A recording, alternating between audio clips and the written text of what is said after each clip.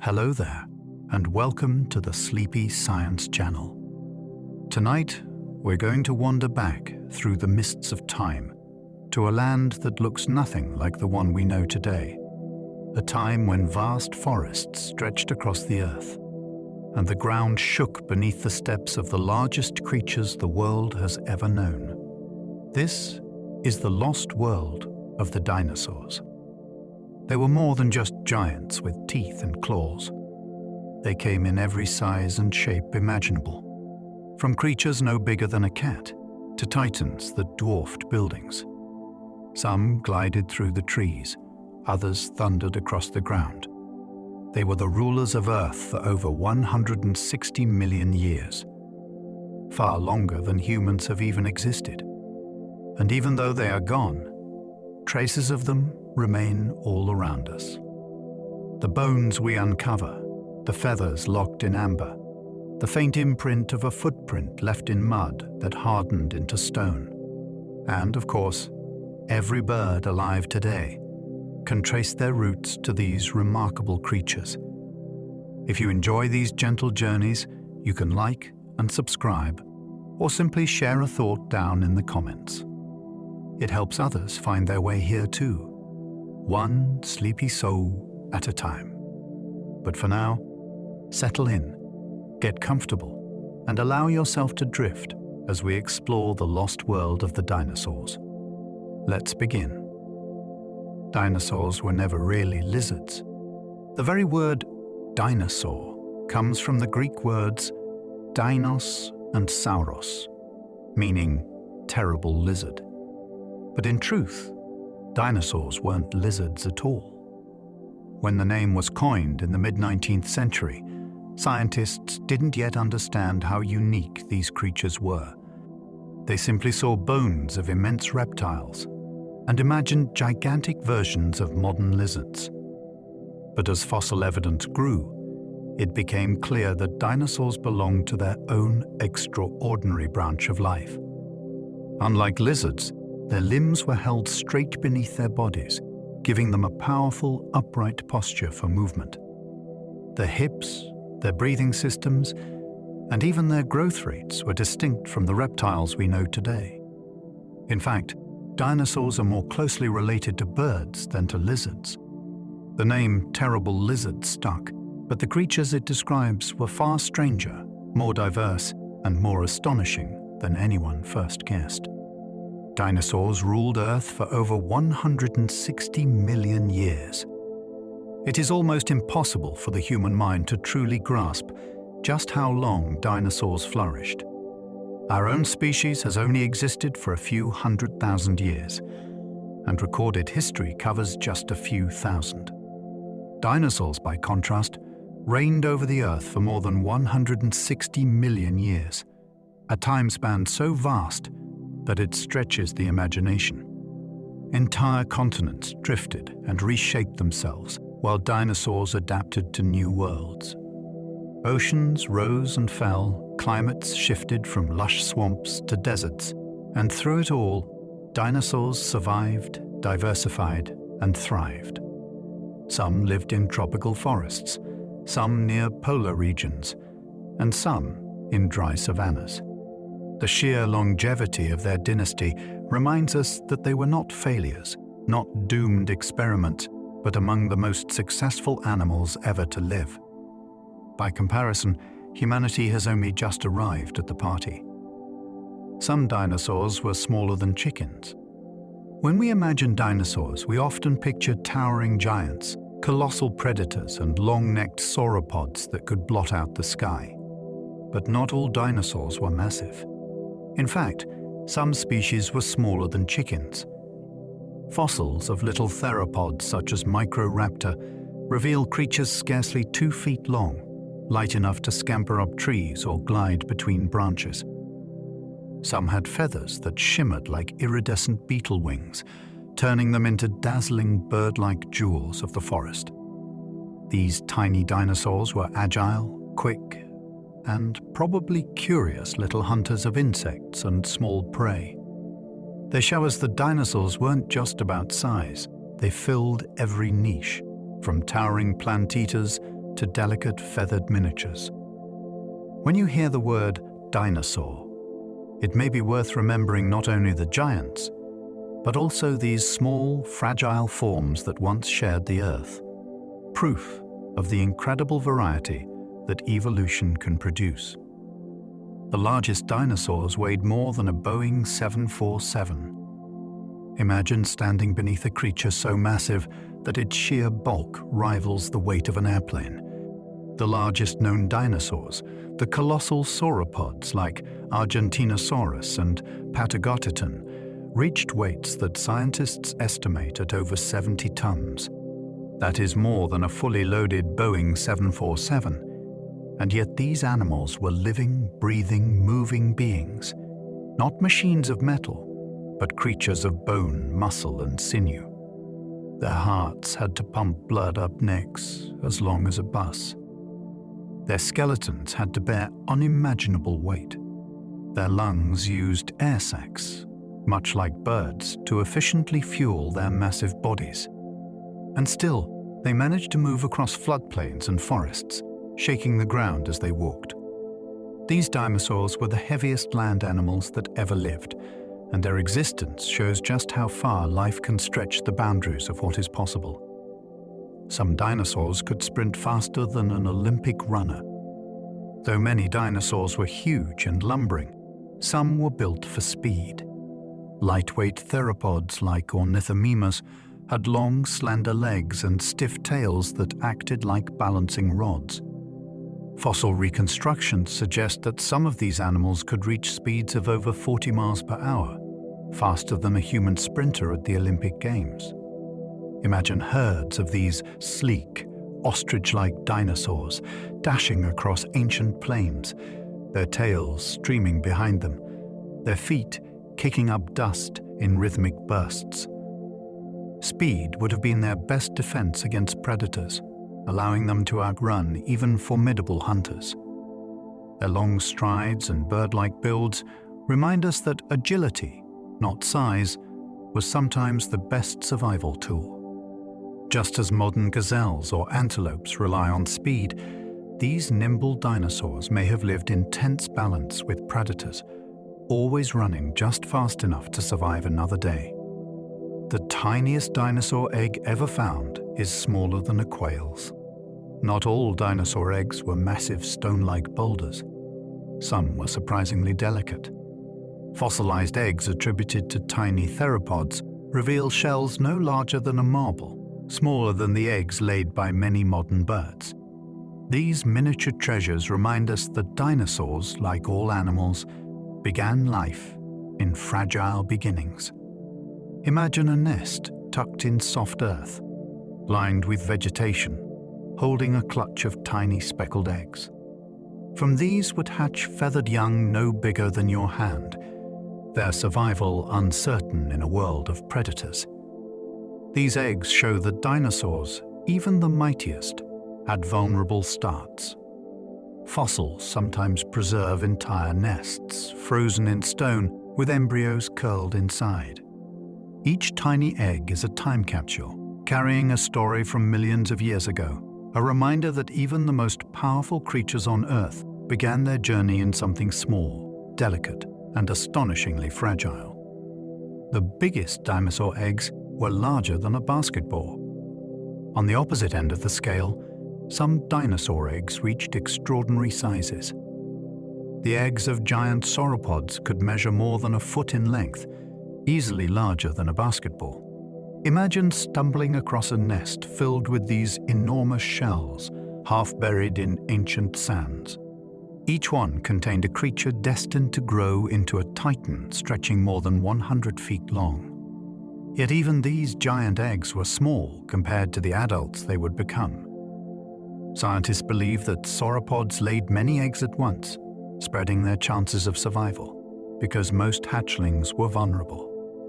Fossilized nesting grounds reveal hundreds of eggs clustered together, entire colonies of sauropods returning year after year to the same safe places to lay their clutches. These vast nurseries tell us that even the largest dinosaurs relied on numbers and strategy to ensure that at least a few of their young survived. Many dinosaurs had feathers, not scales. For generations, dinosaurs were imagined as scaly reptiles, their hides rough and leathery. But fossil discoveries in China and beyond have rewritten this picture. Many species, especially small theropods, had feathers, sometimes simple, downy tufts, and sometimes elaborate plumes rivaling modern birds. These feathers may have kept them warm, displayed brilliant colors to attract mates, or even allowed gliding or primitive flight. Imagine a velociraptor not as a green, scaly predator, but as a bird-like hunter with sleek plumage, darting through the undergrowth. Fossils have preserved such details so clearly that we can even see feather impressions spread like halos around bones. Some species bore crests of quills, giving them dramatic silhouettes. These discoveries remind us that dinosaurs were not simply reptilian. They were closer to birds, vibrant and dynamic, wearing coats of feathers that transformed how we picture the ancient world. Some feathered dinosaurs glowed with shimmering colors. Feathers aren't just for warmth or flight, they are also canvases for color. Microscopic structures in fossilized feathers, called melanosomes, reveal hints of what colors ancient dinosaurs might have displayed. Some were matte black, others deep red, and some possessed iridescent qualities, shimmering like modern hummingbirds or starlings. Imagine a small dinosaur perched on a branch, its feathers catching the light in flashes of green, violet, and gold. These dazzling displays may have helped attract mates or establish dominance, much like peacocks do today. They also reveal how vibrant and alive the prehistoric world really was. Not a dull, grey land of beasts, but a place filled with flashes of color, shimmer, and spectacle. When we look at birds today, strutting or singing in vivid hues, we are glimpsing echoes of the spectacular feathered dinosaurs that once ruled Earth's skies and forests. The Tyrannosaurus rex could bite harder than any land animal ever. Few creatures inspire awe quite like the Tyrannosaurus rex. Its jaws were designed for one thing: power. Studies show that its bite force could reach an unimaginable 12,000 pounds, stronger than any other land animal in history. That is enough to crush bone clean through, turning prey into splintered fragments in seconds. Its teeth were not delicate knives, but thick serrated tools shaped like bananas, perfect for gripping and tearing. When a T-Rex bit down, there was no escape. Bone, muscle, and armor all shattered beneath its power. And yet, T-Rex was not simply a brute. Fossil evidence shows it may have hunted with strategy, ambushing prey with bursts of speed. It may even have scavenged when opportunities arose. Whatever the case, its jaw remains the ultimate symbol of predatory dominance, a force unmatched on land, past or present. The Stegosaurus had a brain the size of a walnut. Few dinosaurs capture the imagination quite like the Stegosaurus, with its tall, bony plaits rising like sails, and its fearsome tail tipped with spikes. Yet for all its impressive armor, the Stegosaurus had one of the smallest brains relative to body size of any known dinosaur. An adult weighing several tons carried a brain scarcely bigger than a walnut. For years, paleontologists puzzled over this. Some even speculated that Stegosaurus might have had a second brain near its hips to help control its massive body. But modern research suggests that wasn't the case. Instead, the tiny brain likely just meant a slow, plant-focused lifestyle with little need for complex planning. Still, despite its limited brain power, Stegosaurus thrived in its ecosystems, showing that intelligence is only one of many ways to succeed. It reminds us that survival sometimes depends more on armor and adaptation than cleverness. Sauropods grew to be longer than 3 school buses. The sheer size of sauropods defies comprehension. Creatures such as Diplodocus and Patagotitan grew so vast that their bodies stretched over 100 feet from nose to tail, longer than 3 full-sized school buses parked end to end. Standing beside one would have been like gazing up at a moving wall of muscle and bone. Their necks alone could extend more than 30 feet, allowing them to reach treetops or sweep across broad feeding areas without moving their enormous bodies. Their tails stretched behind them like living whips, balancing their colossal frames. How they supported such size is a question scientists still explore. Their bones were surprisingly lightweight, filled with air sacs much like those in modern birds, reducing weight without sacrificing strength. These giants reigned for millions of years, leaving behind fossils so immense that seeing them in person feels like stepping into another world. Some dinosaurs had up to 1,000 teeth. When you picture a dinosaur's mouth, you might imagine a row of sharp fangs or heavy grinding plates. But some dinosaurs had truly astonishing dental arrangements. Hadrosaurs, the so-called duck-billed dinosaurs, carried hundreds of teeth arranged in intricate batteries, with replacements waiting in line to emerge. In total, some species had over 1,000 teeth packed into their jaws.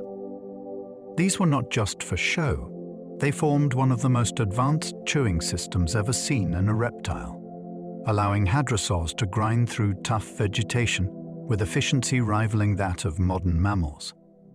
Their teeth worked like giant food processors, slicing and shredding fibrous plants that would have been impossible for many other herbivores to digest.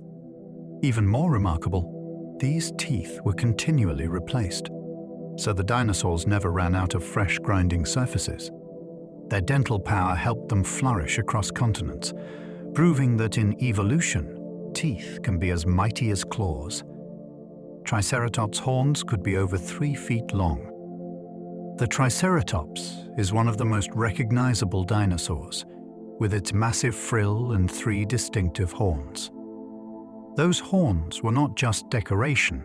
The 2 above its eyes could grow over 3 feet long, curving forward like polished spears. Fossil evidence shows signs of wear, scratches, and even healed injuries, suggesting that Triceratops used them actively, whether in battles with predators like Tyrannosaurus rex or in duels with rivals of their own kind.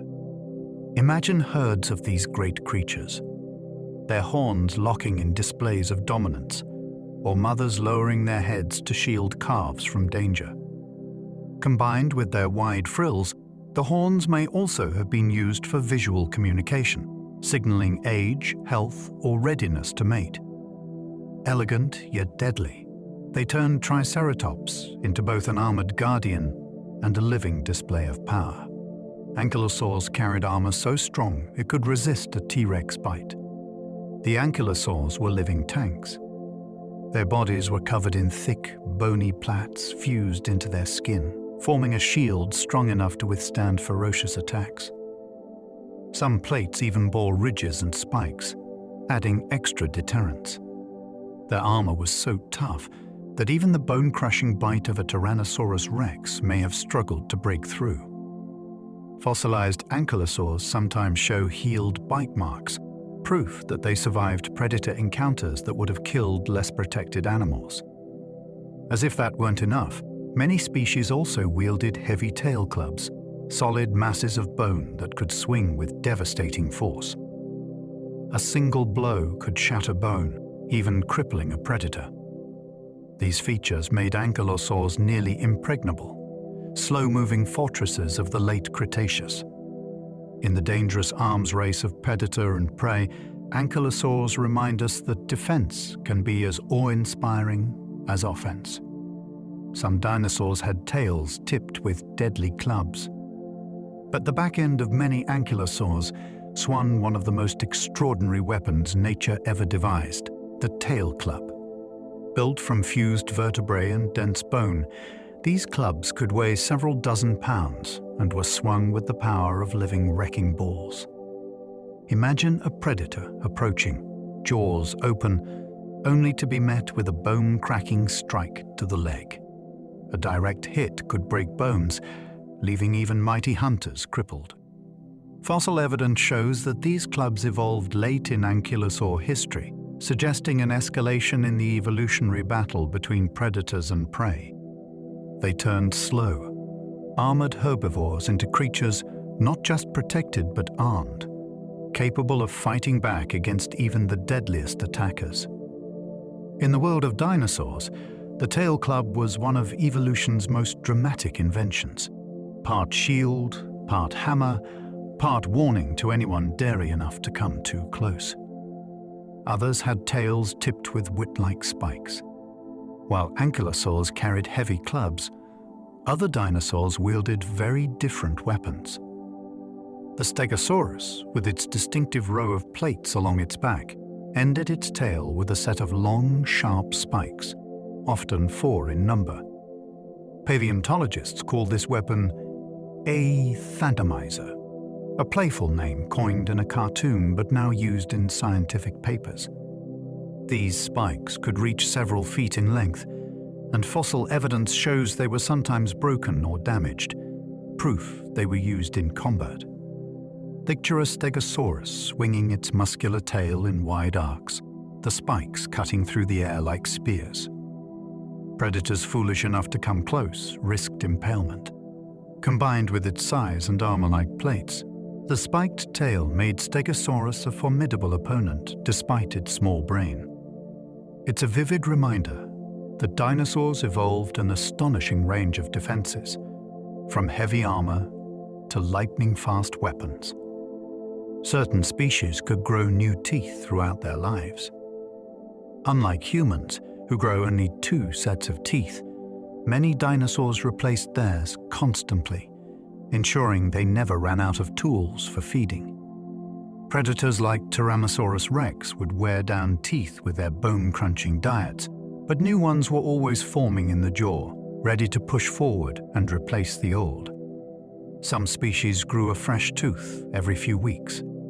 Herbivores, too, relied on constant renewal, since grinding plants wore down teeth quickly. Fossilized jaws sometimes show rows of teeth in various stages of growth, like conveyor belts moving forward. This adaptation meant that no matter how demanding their diet, dinosaurs always had sharp, functional teeth.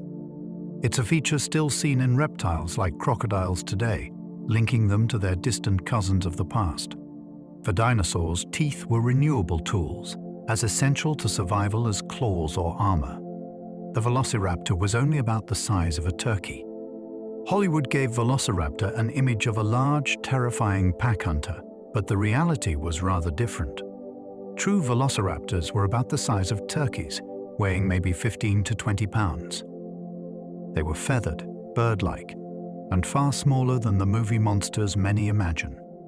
But don't let the size fool you. These were agile, intelligent predators with razor-sharp claws on each foot. Their sickle-shaped talon could slash into prey with deadly precision. Fossil evidence even captures one velociraptor locked in combat with a protoceratops, both creatures frozen mid-battle for eternity.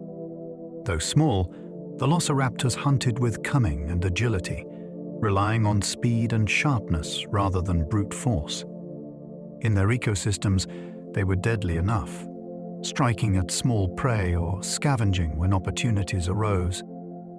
Their story reminds us that danger isn't always measured in size. Sometimes it's about agility, precision, and perfect adaptation. Raptors likely hunted in packs. One of the most chilling ideas about raptors is that they may have worked together, coordinating their efforts like wolves or lions. Fossil sites suggest groups of raptor-like dinosaurs died together, perhaps after hunting as a unit. Their lightweight bodies, keen senses, and sickle claws made them dangerous individually, but as a group they could have overwhelmed larger prey.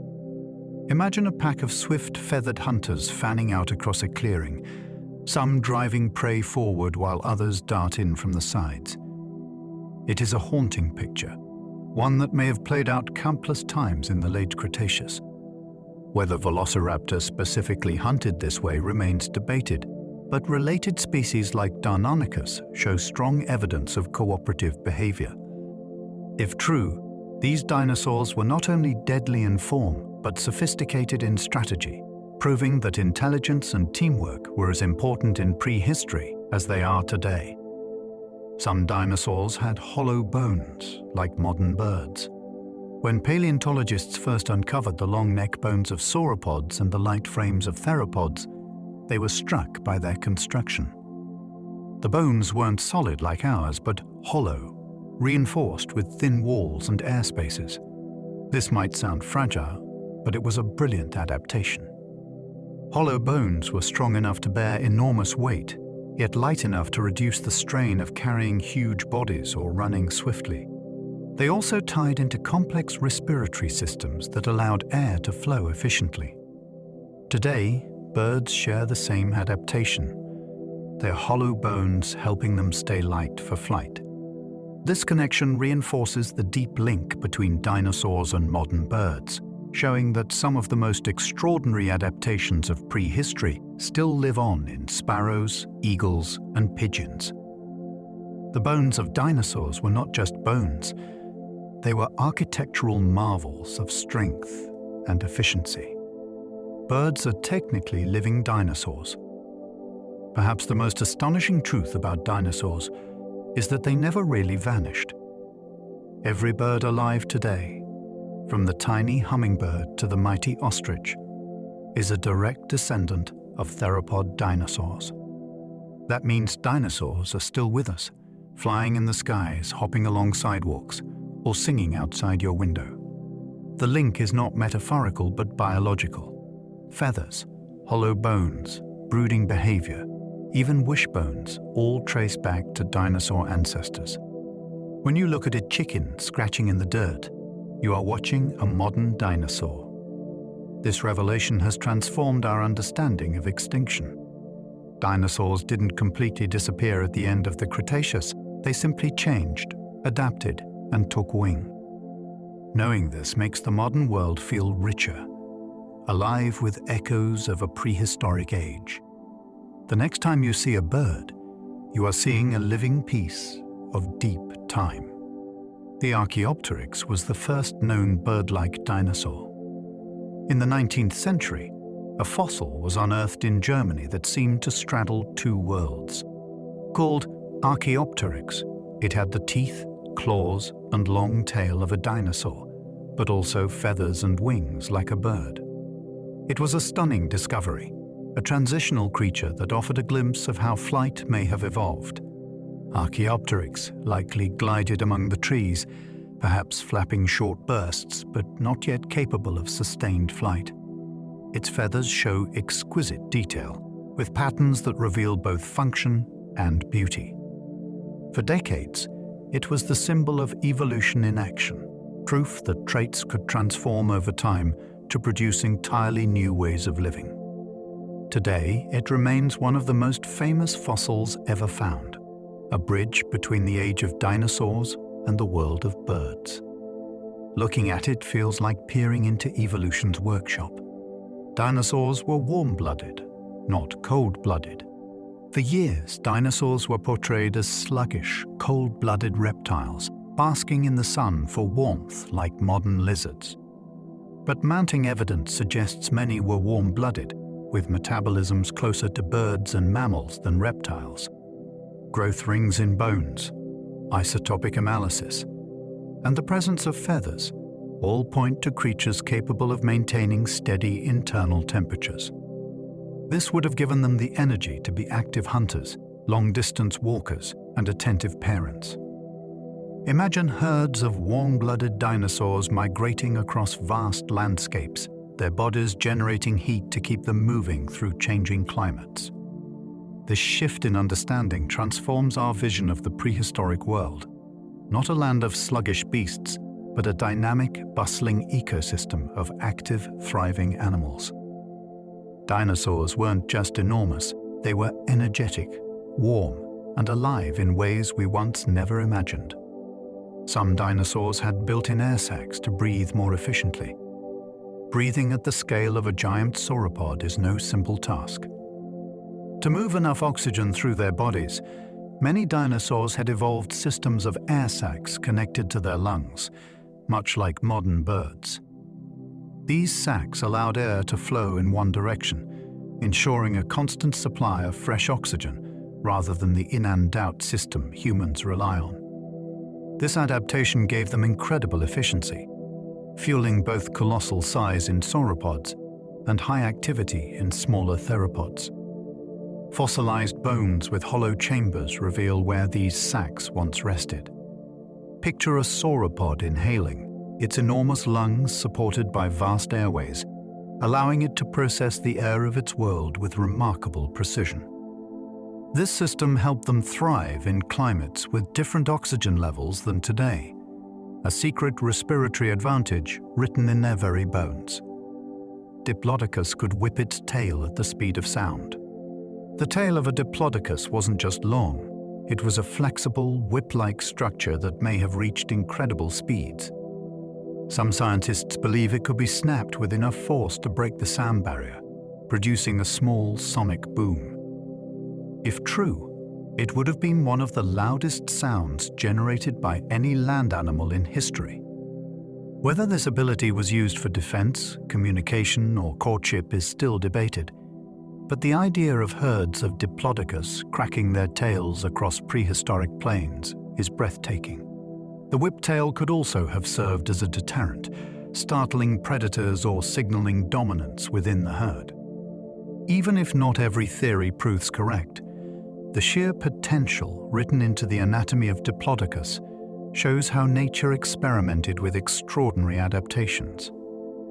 A single tail could be both a balance, a weapon, and perhaps even a thunderous voice. Spinosaurus may have hunted both on land and in water. The Spinosaurus was unlike any other large carnivorous dinosaur. With its crocodile-like snout, conical teeth, and sail-like back, it was already unusual. But fossil evidence suggests something more. Spinosaurus may have been semi-aquatic, hunting in rivers and lakes as well as on land. Its bones were dense, helping it sink and move through water, and its powerful tail may have worked like a paddle. Imagine a predator longer than Tyrannosaurus, gliding beneath the surface like a reptilian crocodile, waiting to ambush fish or smaller creatures that came too close. It represents a remarkable departure from the stereotype of land-stalking predators. Spinosaurus reminds us that dinosaurs were endlessly inventive, filling niches we once thought impossible. It may have been the first truly aquatic dinosaur, a lord of both riverbanks and watery depths. Some dinosaurs could swim.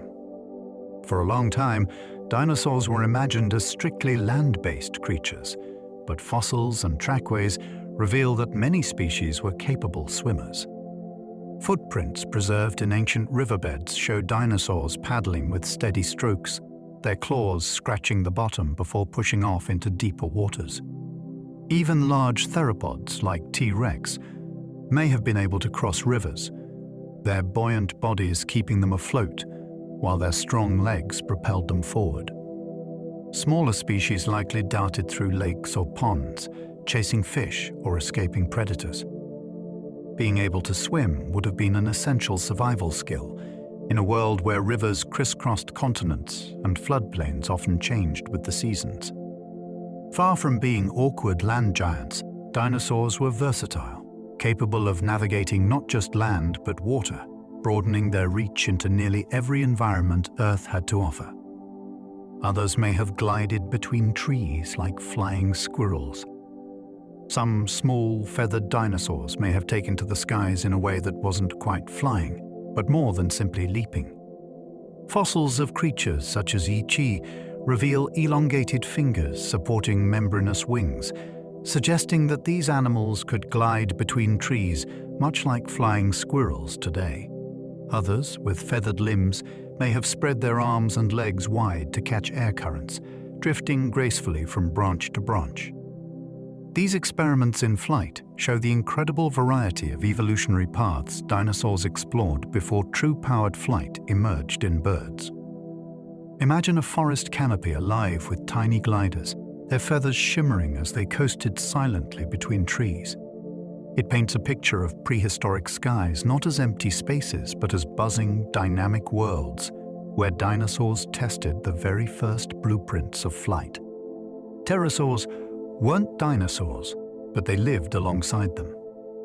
Though often lumped together with dinosaurs, pterosaurs belonged to a different branch of reptiles. They were the first vertebrates to achieve true powered flight, long before birds or bats. With wingspans ranging from the size of a sparrow to over 30 feet across, they dominated the skies above dinosaur worlds. Some skimmed fish from oceans, others soared like albatrosses over open seas, and some stalked prey on the ground with long, beaked jaws.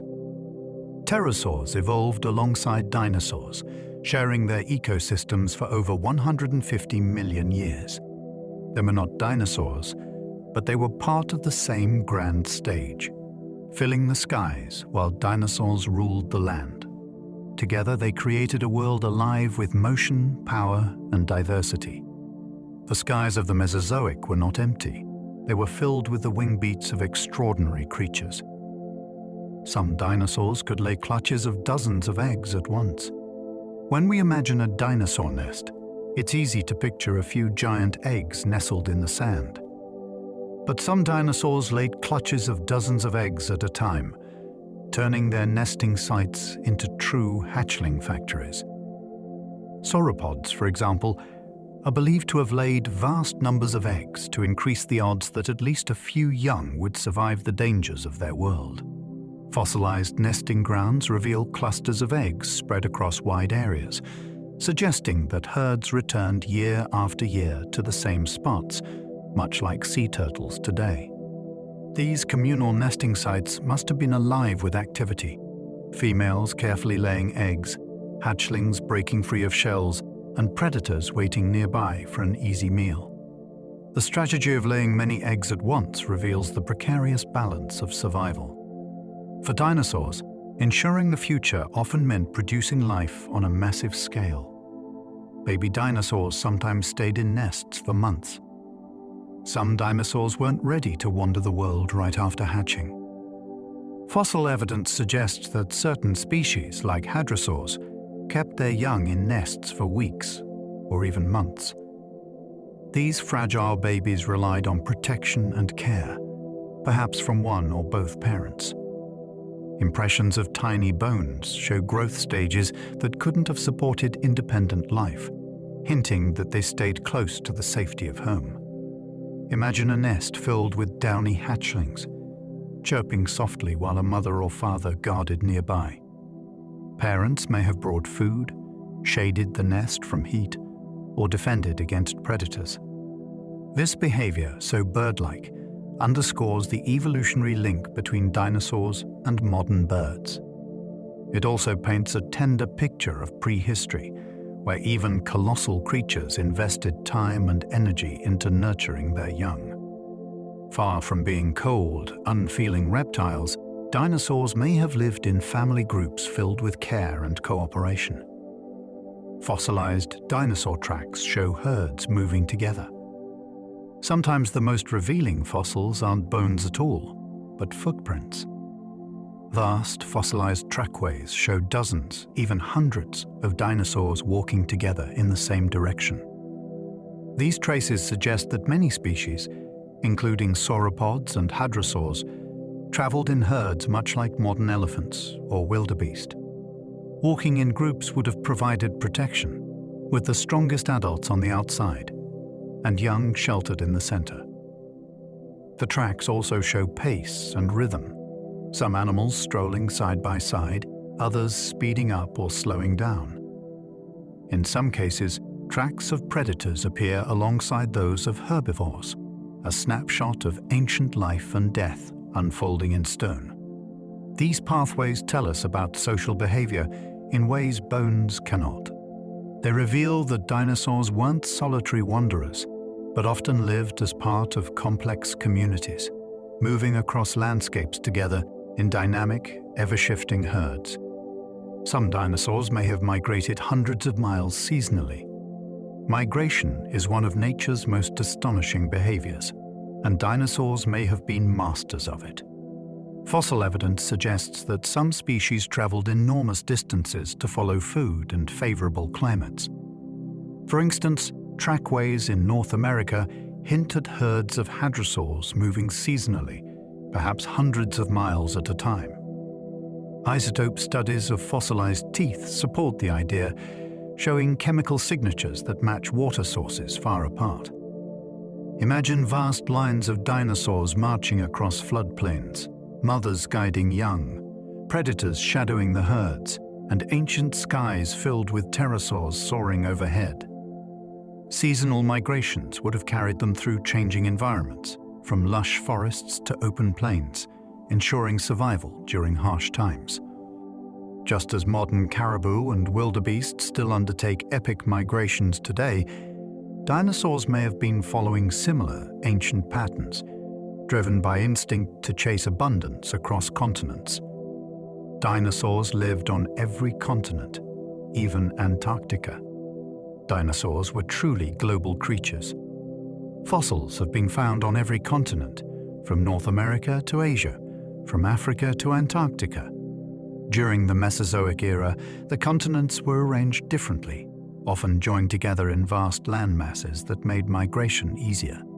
As Earth's plates drifted apart, dinosaurs adapted to new environments, filling niches from deserts to forests to coastal wetlands.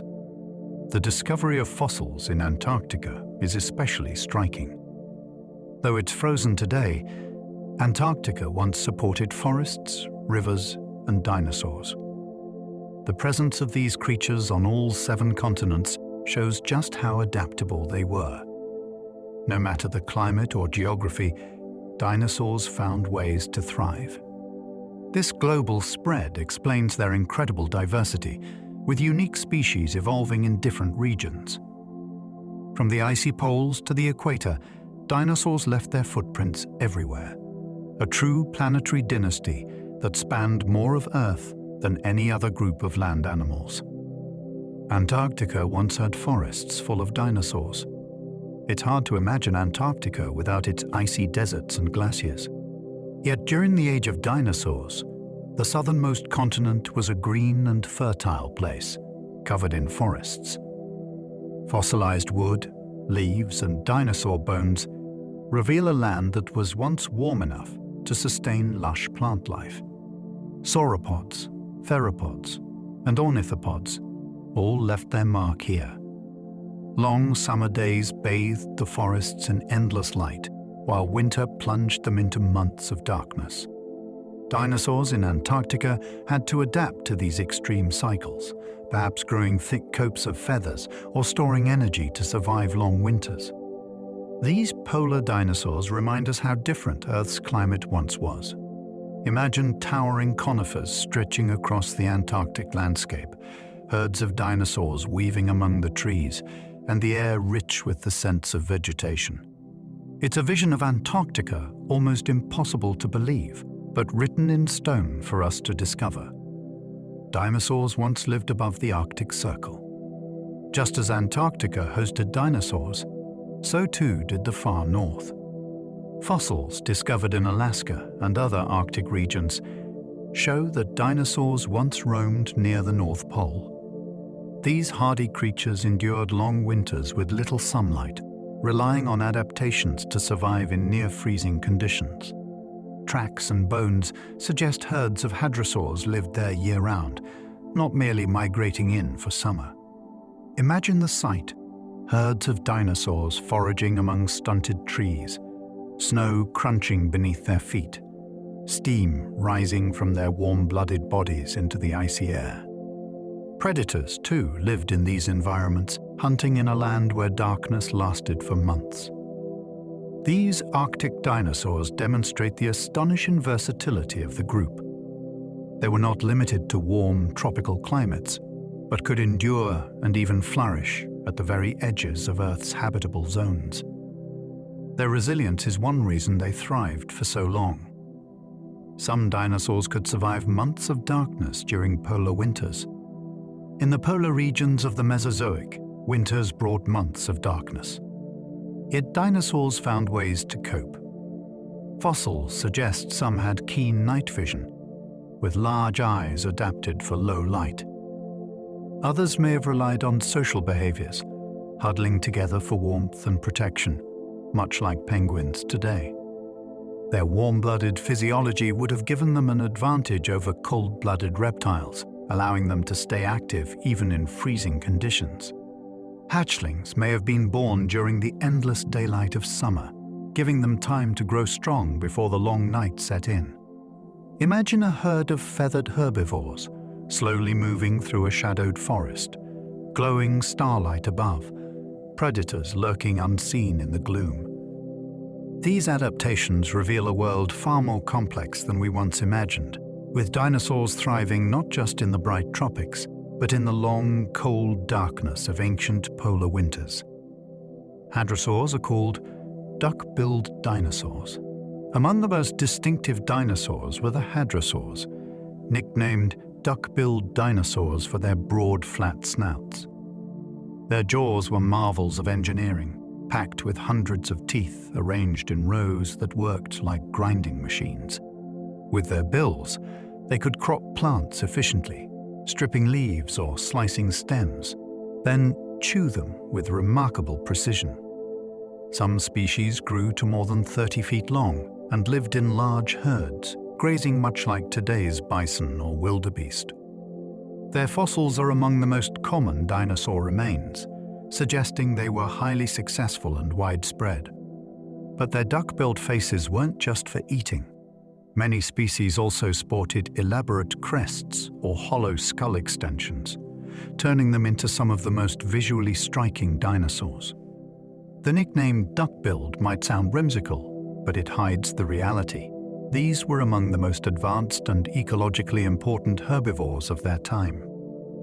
Some hadrosaurs could make deep, resonant calls with hollow crests. The hollow crests of certain hadrosaurs were more than just ornaments. They were resonating chambers. Species like Parasaurolophus had long, curved crests filled with air passages. Scientists believe these acted like musical instruments, allowing the dinosaurs to produce deep, haunting calls that carried for miles. These sounds may have been used to warn of predators, attract mates, or communicate within herds. Imagine a group of hadrosaurs grazing at sunset, then one lifting its head to release a low, vibrating call that echoes across the floodplain. The others answer, their voices blending into a chorus of prehistoric music. Computer models of these crests suggest the tones were deep and resonant, closer to foghorns than bird songs. This discovery adds another dimension to the way we imagine dinosaurs, not just seen as fossils, but heard as living creatures filling their world with sound. Parasaurolophus' crest was as long as 6 feet. The crest of Parasaurolophus was one of the most extravagant features in the dinosaur world. Stretching up to 6 feet long, it curved gracefully backward from the skull, like a natural trumpet. Inside were looping passages connected to the nasal cavity, giving it the ability to produce complex calls. The crest may also have served as a visual display, its size and shape signaling health or dominance. Some scientists even speculated might have been brightly colored, turning the dinosaur into a dramatic spectacle. Standing nearly 30 feet long and weighing several tons, Parasaurolophus was already impressive. But its crest elevated it into a creature of both sight and sound, a prehistoric musician, broadcasting its presence across ancient landscapes. Few features capture the imagination like this elegant structure, a fusion of form and function that made the hadrosaur truly unique among dinosaurs. Some dinosaurs could hear in infrasonic ranges humans cannot. Sound is one of the most important ways animals interact with the world. While humans hear a narrow band of frequencies, many dinosaurs may have had ears tuned to deeper, lower sounds. Fossil studies of skulls suggest that hadrosaurs in particular could detect infrasonic ranges, vibrations too low for human ears. These deep rumbles travel long distances, even through the ground, making them ideal for communication across herds spread over wide areas. Imagine dinosaurs calling to each other with low, vibrating tones, messages rolling invisibly across the landscape. Such sounds could have coordinated migrations, warned of predators, or helped mothers and young stay connected. Today, elephants and whales use infrasound in similar ways. That dinosaurs may have shared this ability highlights the sophistication of their world, a realm not just of sights and movements, but of sounds too deep for us to ever truly hear. Dinosaur skin impressions show scales, feathers, and even quills. Most fossils capture bones, but every so often we find something even more extraordinary: impressions of dinosaur skin. These rare discoveries preserve the textures of life, showing that dinosaurs came in a remarkable variety of coverings. Some bore rough reptilian scales patterned in mosaics. Others had downy feathers or long quills sprouting from their skin. In some cases, these impressions reveal patterns and ridges that hint at colors or camouflage. They tell us dinosaurs weren't uniform or drab. They were textured, patterned, and diverse. Imagine running your hand along the scaly flank of a hadrosaur, then brushing feathers on a small theropod, or seeing quill-like structures standing in sharp outlines against the sky. These impressions collapse the distance of millions of years, giving us direct contact with the surfaces of creatures long vanished. They show dinosaurs not as skeletons, but as living, breathing beings with skin that told a story. Some had brightly colored frills and crests to attract mates. Display is as much a part of nature as survival, and dinosaurs were no exception. Many species carried elaborate frills, crests, or horns that may have been splashed with bright colors. These features could have served as signals, helping individuals attract mates or establish social rank. Picture a ceratopsium with a wide, bony frill painted in reds and blues, or a hadrosaur's crest striped with brilliant hues that shimmered in sunlight. These displays might have been the dinosaur equivalent of a peacock's tail, extravagant, eye-catching, and impossible to ignore. Fossil evidence of blood vessel patterns in frills suggests they were well supplied, capable of supporting vivid colors. In the silent fossil record, these hues are lost, but imagining them restores life to creatures that were not just powerful survivors, but also artists of appearance. Dinosaurs lived in a world of color, where beauty was as vital as strength. Carnotaurus had tiny, almost useless arms. The Carnotaurus was one of the strangest predators ever to walk the earth. Its skull bore horns above the eyes, giving it a devilish look, and its body was sleek and built for speed. But its arms were almost comically small, even shorter than those of Tyrannosaurus rex. They were so tiny that scientists struggle to understand their function at all. Unlike T. rex, whose arms may have been strong despite their size, Carnotaurus's arms appear to have been practically useless, with stiff joints that limited movement. Perhaps they played a role in mating displays, or maybe they were simply evolutionary leftovers, reduced as other traits became more important. Despite this oddity, Carnotaurus was a formidable predator, fast and agile, capable of chasing down prey with terrifying efficiency. Its absurdly tiny arms are a reminder that evolution doesn't always produce perfection. Sometimes it leaves us with mysteries. Tyrannosaurus had arms stronger than expected, enough to lift hundreds of pounds. The arms of Tyrannosaurus rex are often mocked for their size, but in truth, they were far from useless. Each arm was short, yes, but heavily muscled, capable of lifting weights of several hundred pounds. The claws were sharp and strong, suggesting they could have been used to grip prey, slash in close combat, or hold on to mates during reproduction. Their small size may have protected them from breaking during hunts, keeping them out of the way of the dinosaur's massive head and jaws, which did most of the killing. Far from being vestigial, T-Rex's arms were likely highly specialized tools. They remind us that appearances can deceive. What looks ridiculous at first may conceal a powerful purpose.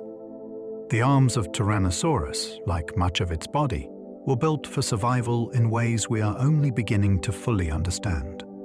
Oviraptors may have been excellent parents. The name oviraptor means egg thief, coined in the early 20th century when fossils were found near clutches of eggs.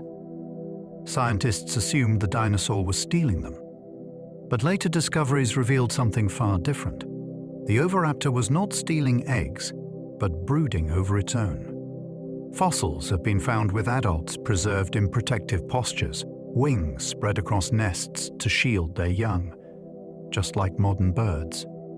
Some even show parents covering eggs during sandstorms or floods, refusing to abandon them even at the cost of their own lives. This evidence has transformed oviraptor from a villain into a symbol of care. It demonstrates that dinosaurs, like birds today, could be attentive and devoted parents. The discovery rewrites not just the story of one species, but our entire understanding of how dinosaurs nurtured their young, making their world feel far more alive and familiar. Fossils show some dinosaurs brooding their nests like birds. Beyond oviraptors, several species of dinosaurs have been discovered preserved atop nests, frozen in time in poses nearly identical to modern birds incubating eggs. Their forelimbs spread protectively, their bodies crouched to provide warmth. They demonstrate a direct link between dinosaurs and avian behavior. These brooding fossils show that nurturing instincts are ancient, stretching back tens of millions of years. Some species may have even rotated their eggs, a behavior seen in birds today to ensure even development. These discoveries add tenderness to our image of dinosaurs, reminding us that they were not just predators or prey, but parents. They lived lives full of complex behaviors, balancing survival with care for their offspring. To picture a dinosaur huddled over a nest, feathers puffed against the wind, is to glimpse a prehistoric scene that feels uncannily familiar, echoing through time to every robin or sparrow's nest we see today. Some baby dinosaurs had sharp teeth that later disappeared. Fossils of dinosaur hatchlings reveal something surprising. Some species were born with small, sharp teeth that vanished as they grew older. These teeth may have helped them break through eggshells or eat different diets as fragile youngsters. For example, early hatchlings may have needed to nip at insects or soft plants before transitioning to the tougher vegetation adults consumed. Over time, as they grew, their teeth changed to match their adult lifestyle. This strange shift shows how dynamic dinosaur development could be, with bodies and diets transforming dramatically through life stages. Imagine a nest full of tiny hatchlings, their little jaws lined with sharp points, only to lose them as they matured into horned or duck-billed adults. These fleeting teeth remind us that evolution doesn't just shape species across generations, it also molds individuals, stage by stage, from fragile beginnings to towering adulthood. Some grew incredibly fast, gaining dozens of pounds a day. Dinosaurs didn't always grow slowly. In fact, many species experienced astonishing growth spurts. Bone studies reveal growth rings, much like trees, that show how quickly some dinosaurs packed on weight. Large herbivores could add dozens of pounds every single day, rocketing from vulnerable hatchlings to multi-ton giants in just a few years. Rapid growth may have been essential for survival, allowing them to outpace predators during their most vulnerable stages. Imagine a young sauropod, barely the size of a dog, swelling to the size of a horse within a year, and then to the length of a bus a few years later. Their bodies were metabolic furnaces, burning through food and converting it into size and strength. This incredible pace of growth helps explain how dinosaurs reached their massive sizes in the short span of a single lifetime. Dinosaurs came in a rainbow of colors, not just green or brown. For much of the 20th century, dinosaurs were depicted as drab creatures, gray, green, or brown, blending into prehistoric swamps. But recent fossil discoveries have painted a much richer picture. The microscopic structures that once gave feathers their color, called melanosomes, have been preserved in some fossils. When scientists examine them under powerful microscopes, they can compare their shapes to those in modern birds and infer the colors they once produced. The results are astonishing. Dinosaurs came in a dazzling range of hues, from earthy tones to bold blacks, reds, and even shimmering iridescence. Imagine a small raptor glistening with blue and green like a hummingbird, or a feathered dinosaur glowing copper-red in the sunlight. These revelations changed the way we visualize the ancient world.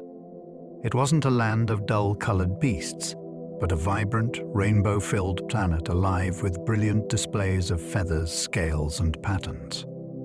Fossils revealed traces of red, orange, black, and even iridescent hues. The discovery of preserved pigment structures in dinosaur feathers has given us direct evidence of their ancient palette. Some fossils show melanosomes shaped like rods and spheres, each type linked to particular colors in modern birds. Long-extinct dinosaurs have been revealed to have black feathers tipped with fiery orange, while others shimmered with iridescent hues like those of starlings or crows. The Chinese dinosaur Anchiornis, for example, bore a striking black and white body with a rusty red crown, a vivid pattern more reminiscent of a woodpecker than a reptile. These details collapse millions of years, giving us not just skeletons, but glimpses of living animals. Imagine standing in a prehistoric forest, sunlight filtering through leaves, catching iridescent flashes of feathered dinosaurs moving in the canopy. Their colors weren't just survival tools, they were signals, stories, and displays, adding richness to the vibrant tapestry of the Mesozoic world. Some dinosaurs had camouflage patterns. Survival often depended on blending into the background, and some dinosaurs mastered camouflage. Fossil evidence shows banded patterns on certain small feathered species, resembling the striping and mottling seen in modern birds. These markings likely helped them hide in forests or grasslands, vanishing into shadows when predators prowled. Just as tigers' stripes break up their outlines today, these dinosaurs may have been painted in natural camouflage. Even large herbivores might have benefited from patterns that softened their massive forms in the dappled light of forests. Imagine a small dinosaur crouched in leaf litter, its striped body invisible until it suddenly darted forward to catch prey. Camouflage tells us that dinosaurs didn't just rely on brute strength or armor. Many also depended on subtlety and stealth. It makes the ancient world feel alive with strategy, where color was not just beauty, but a matter of life and death. Others likely used bold patterns to scare rivals. Camouflage wasn't the only use of color. Some dinosaurs probably flaunted bold, contrasting patterns to intimidate rivals or attract mates. Just as a peacock's tail dazzles with impossible extravagance, some dinosaurs may have worn bright patches, bold stripes, or dramatic spots that were impossible to ignore. Modern birds show us how powerful such signals can be. A sudden flash of wings or a raised crest can transform a small bird into a spectacle. Imagine a ceratopsian with a frill painted in radiant blues and yellows, rearing up to frighten an opponent. Or a raptor spreading its feathered arms to reveal bright, eye-catching patterns meant to shock prey or rival hunters. Fossils give us clues in preserved pigments and frill structures, but much remains guesswork. Still, the evidence points toward a prehistoric world not just full of hidden camouflage, but also of bold, living canvases flaunting color with purpose. Ceratopsians had frills that may have displayed species identity.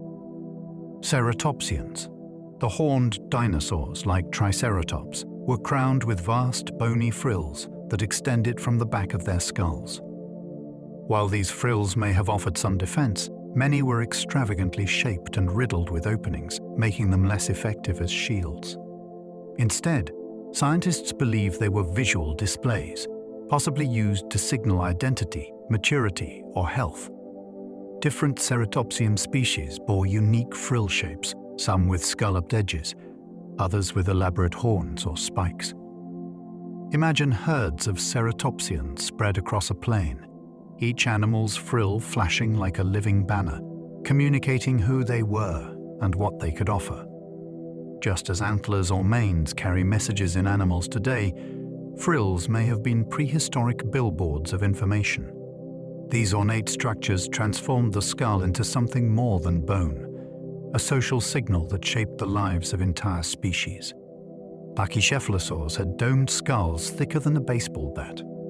Among the strangest dinosaurs were the pachycephalosaurs, known for their thick, domed skulls.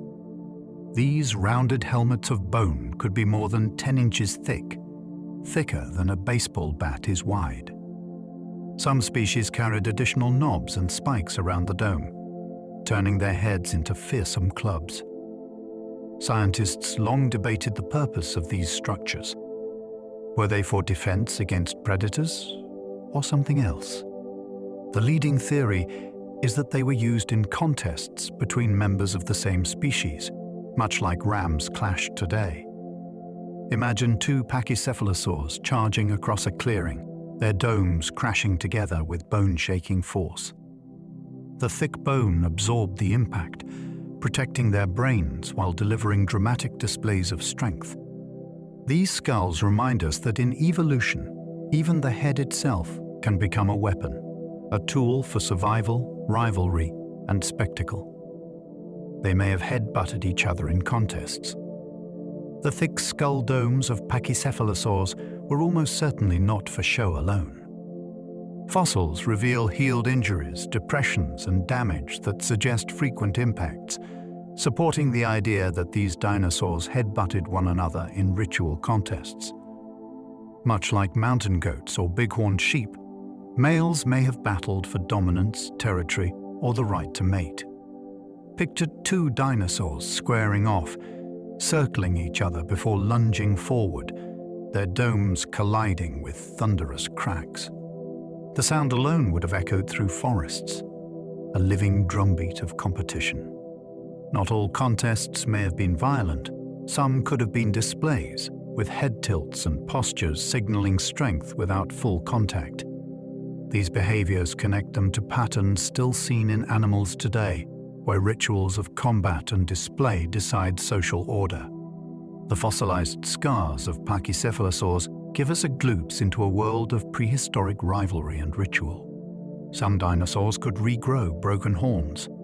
Horns were among the most striking features of many dinosaurs, from the long spears of Triceratops to the ornate headgear of ceratopsians and other species.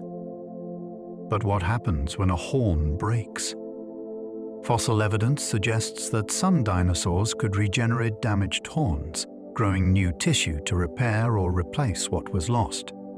Studies of fossilized skulls show healed fractures and signs of regrowth, proof of a remarkable resilience. This ability would have been crucial in a world where horns were used for combat, defense, and display. Imagine two ceratopsians locking horns in a clash, one horn snapping, only for the dinosaur to regrow it over time, ready to battle again. Horn regeneration adds yet another layer to our understanding of these creatures. They weren't just armored and armed, but capable of repairing the very weapons they depended upon. Evolution had equipped them for resilience as well as strength. Raptors had a killing claw that curved like a sickle. Raptors, small, agile predators, like the Velociraptor and Deinonychus, carried one of the most iconic weapons of the dinosaur age, a sickle-shaped claw on each hind foot. This claw, often several inches long, was held off the ground to stay razor-sharp. In combat, it could slash down with deadly precision, tearing into prey. Imagine a raptor leaping forward, gripping with its forelimbs while driving the curved claw into its target, a maneuver both terrifying and efficient. The shape of the claw is so distinctive that it has become a symbol of predatory dinosaurs. Its design reveals the fine balance between form and function, crafted by evolution for maximum impact. These claws made raptors some of the most dangerous hunters of their ecosystems, proving that size wasn't necessary to be a fearsome predator. Sometimes, a single curved claw was weapon enough. Those claws were sharper than steak knives. Fossilized raptor claws reveal edges that, when fresh, would have been sharp enough to slice through flesh with ease. Microscopic studies show grooves and wear patterns consistent with repeated cutting motions, much like blades honed through use. Imagine encountering a predator armed with knives strapped to its feet, striking with surgical precision.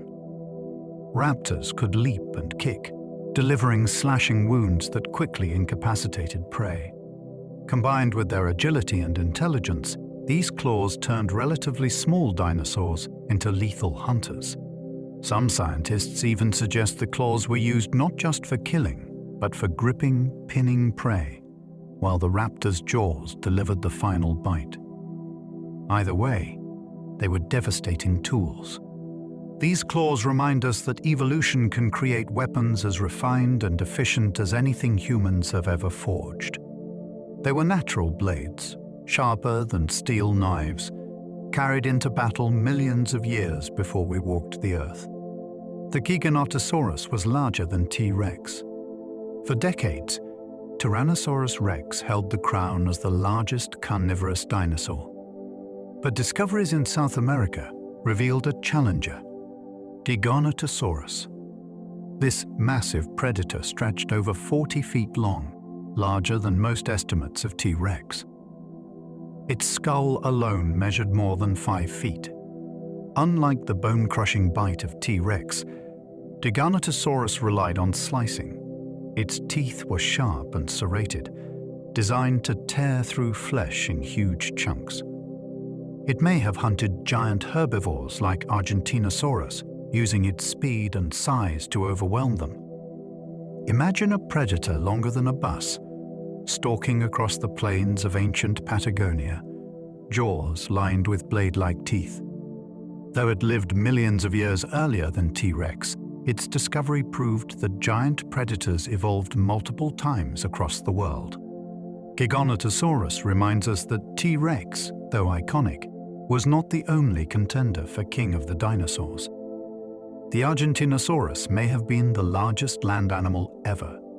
Among the giants of prehistory, few stand taller than Argentinosaurus. This titanosaur stretched an estimated 100 feet in length and may have weighed over 70 tons, making it one of the largest land animals ever to live. To imagine its size, picture a creature longer than a basketball court and as heavy as more than a dozen elephants. Its bones were so massive that a single vertebra weighed more than a human. Yet despite their bulk, these giants survived by moving in herds, stripping vast amounts of vegetation as they traveled. Their necks stretched into treetops, their tails swayed like moving bridges behind them, and their footsteps shook the ground. Seeing an Argentinosaurus in life would have been like watching a living mountain walk past you. Their sheer existence shows just how far evolution could push the limits of size on land. The smallest known dinosaur weighed less than a mouse. Not all dinosaurs were towering giants. In fact, one of the smallest known species, Microraptor and even tinier relatives, weighed less than a modern mouse. Some may have been no longer than a human hand, darting among branches in search of insects. Their delicate skeletons, feathered bodies, and lightweight frames reveal a very different side of the dinosaur story. These miniature predators or omnivores may have lived quick, frantic lives, avoiding larger dinosaurs while competing with early mammals and reptiles for food. Imagine crouching in a prehistoric forest and noticing a flicker of movement. A tiny, feathered creature no bigger than a sparrow, its eyes alert, its claws razor-sharp for its size. These small dinosaurs remind us that evolution isn't only about grandeur. Some of the most successful creatures survive by staying small, agile, and overlooked. Proof that dinosaurs came in every possible size. Dinosaurs coexisted with early mammals. Dinosaurs dominated the Mesozoic era, but they didn't rule alone. Small mammals scurried at their feet, sharing forests and burrows, living in the shadows of giants. These mammals were often tiny, nocturnal creatures that survived by eating insects, hiding underground, and avoiding attention. Fossils show that they developed alongside dinosaurs for over 100 million years, quietly persisting even as the dinosaurs evolved into ever stranger and more powerful forms. Some early mammals were glayers, others bore live young, and some were surprisingly adaptable. Though dwarfed by their reptilian neighbors, they set the stage for the mammals that would flourish after the dinosaurs' extinction. Imagine a Mesozoic night, the forest alive with the roars and footsteps of dinosaurs, while beneath the ferns, small, furry creatures scurried in secret. Their coexistence was a delicate balance, giants above, survivors below, shaping the course of life's future. Some mammals even preyed on baby dinosaurs. While most mammals of the dinosaur age were small and vulnerable, some were bold enough to hunt. Fossils reveal tiny mammals with dinosaur bones in their stomachs, proof that at least some preyed on hatchlings. These daring hunters were likely opportunists, taking advantage of nests left unguarded, or targeting newly hatched dinosaurs still fragile and weak. Imagine a scene in which a mammal no bigger than a house cat sneaks into a nest, its sharp teeth tearing into baby dinosaurs before darting back into the shadows. For all their size and power, dinosaurs were not invincible. Their young were vulnerable, and even the smallest creatures found ways to exploit them. This reversal of roles reminds us that ecosystems are complex, and even the rulers of Earth had to contend with dangers from unexpected places. Dinosaurs and flowers evolved around the same time. The age of dinosaurs wasn't just a story of animals, it was also a time of profound change in the plant world. Around the mid-Cretaceous period, flowering plants began to spread.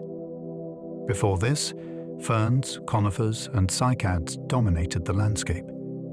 But flowers brought new colors, scents, and strategies for reproduction. Dinosaurs walked through forests that were slowly blooming, filled with early blossoms unlike anything seen before. These plants may have co-evolved with herbivorous dinosaurs, offering new food sources while relying on animals to spread their pollen and seeds. Imagine a hadrosaur grazing among cycads, then lifting its head to pluck at bright, fragrant flowers, scattering petals across the ground. The rise of flowering plants reshaped ecosystems forever, laying the foundation for modern landscapes. Dinosaurs were there to witness the first gardens Earth ever produced. By the end of the Cretaceous, flowering plants dominated Earth. What began as a quiet spread in the mid-Cretaceous became a revolution. By the time the last dinosaurs walked the Earth, flowering plants had come to dominate most ecosystems.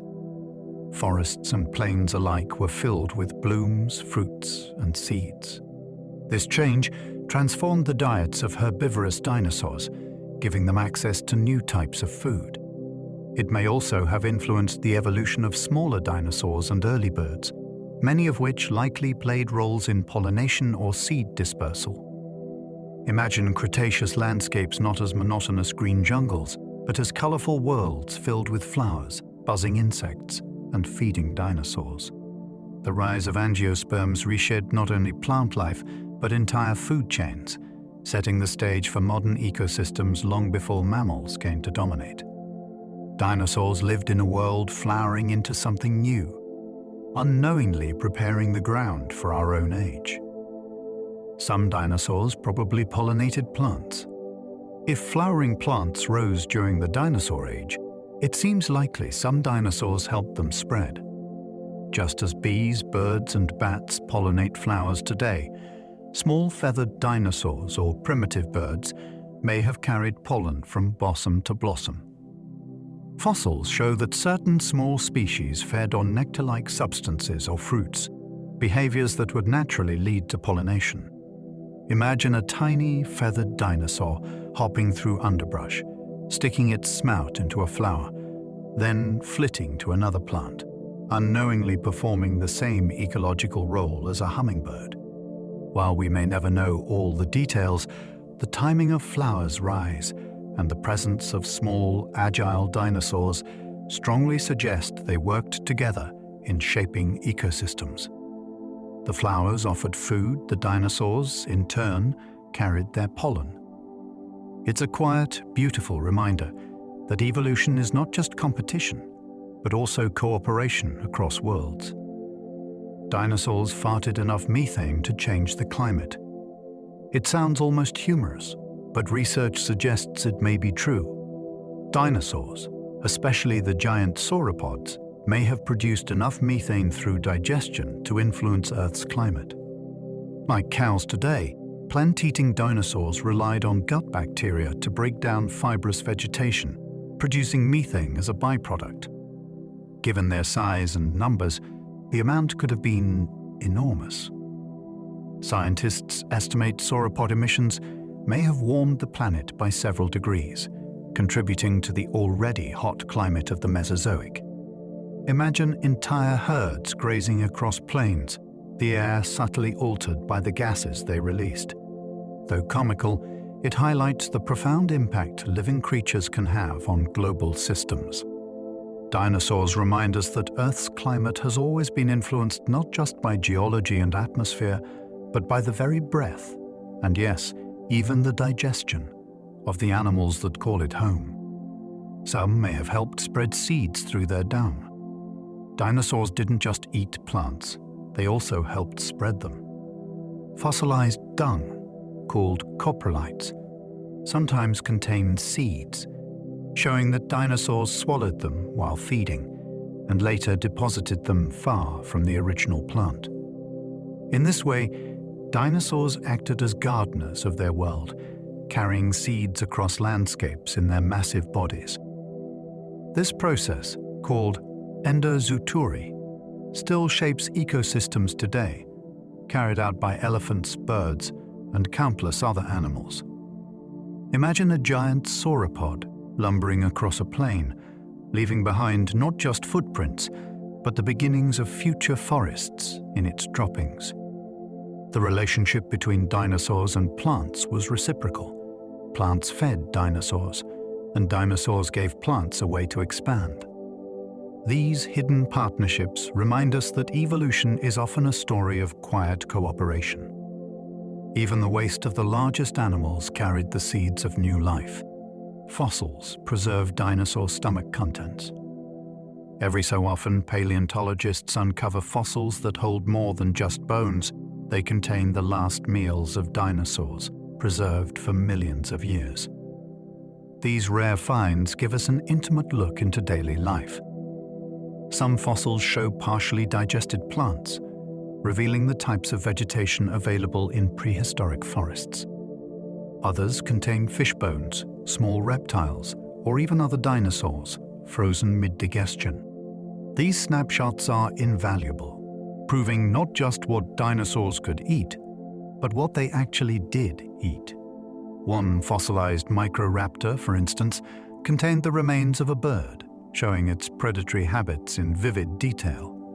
These stomach stones of time let us peer directly into the private moments of survival, when hunger drove action.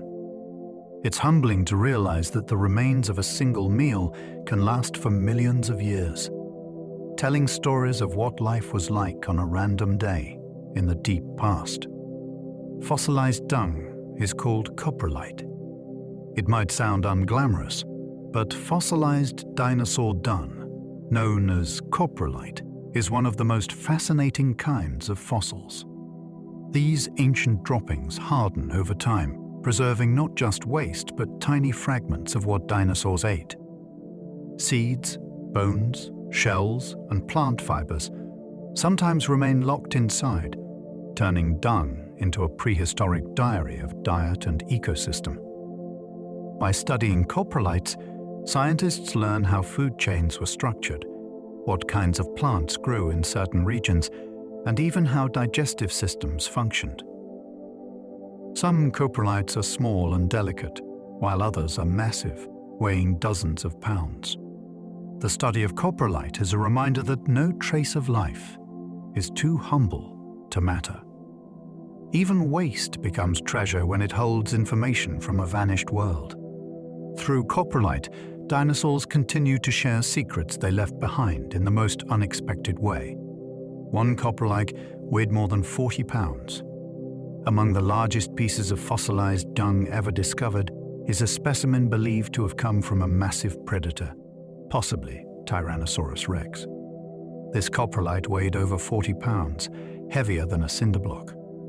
Inside, scientists found fragments of bone, suggesting the predator consumed and expelled huge amounts of prey. Discoveries like this are astonishing because they offer direct evidence of how much food dinosaurs consumed and how their digestive systems handled it. It's almost comical to imagine such an enormous creature leaving behind such a monumental pile, but for paleontologists, it's a goldmine of information.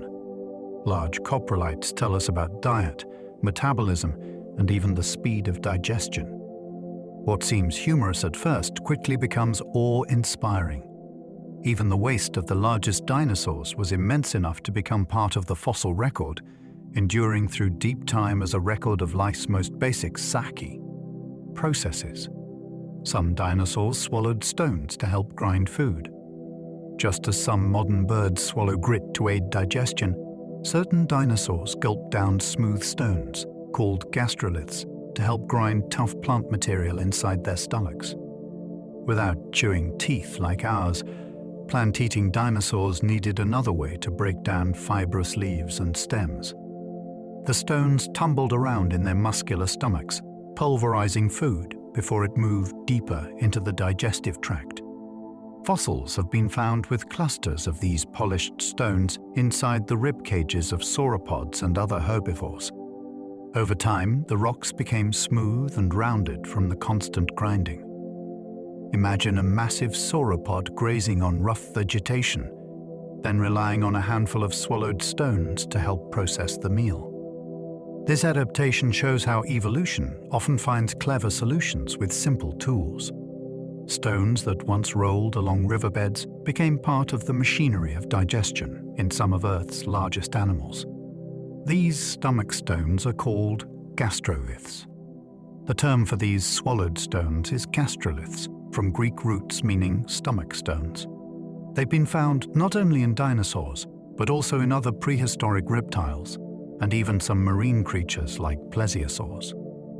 The presence of gastromyths helps confirm behaviors that bones alone cannot reveal. Their polish and wear show they were not swallowed by accident, but intentionally, serving a real purpose in digestion.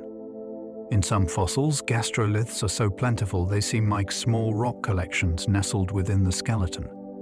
Scientists can even trace the origin of the stones, learning where dinosaurs may have traveled to find them. Today, some birds still use gastroliths, creating a direct link between modern and prehistoric digestion. These humble stones carried within living stomachs remind us that evolution often recycles the same strategies.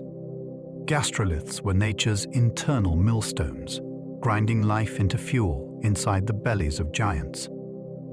Sauropod necks could be longer than a giraffe's entire body.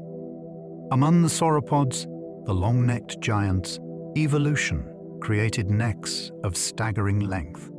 Some stretched over 30 feet, longer than the entire body of a giraffe.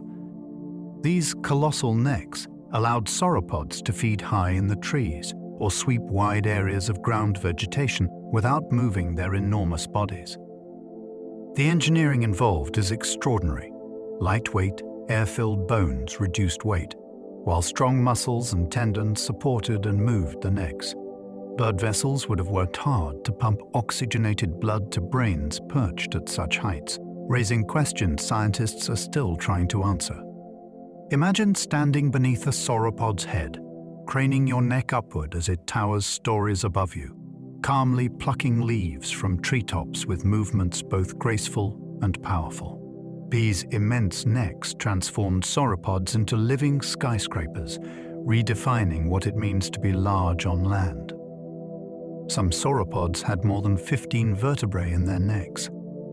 The secret to the extraordinary necks of sauropods lies in their vertebrae. While humans have only 7 neck vertebrae, many sauropods had 15 or more, each elongated into intricate, lightweight structures. These bones weren't solid, they were filled with air sacs, reducing weight while maintaining strength. The complexity of these vertebrae is staggering, with ridges and hollows designed for muscle attachment and flexibility. Some species even evolved vertebrae that lock together in ways that stabilize the neck while still allowing sweeping motion.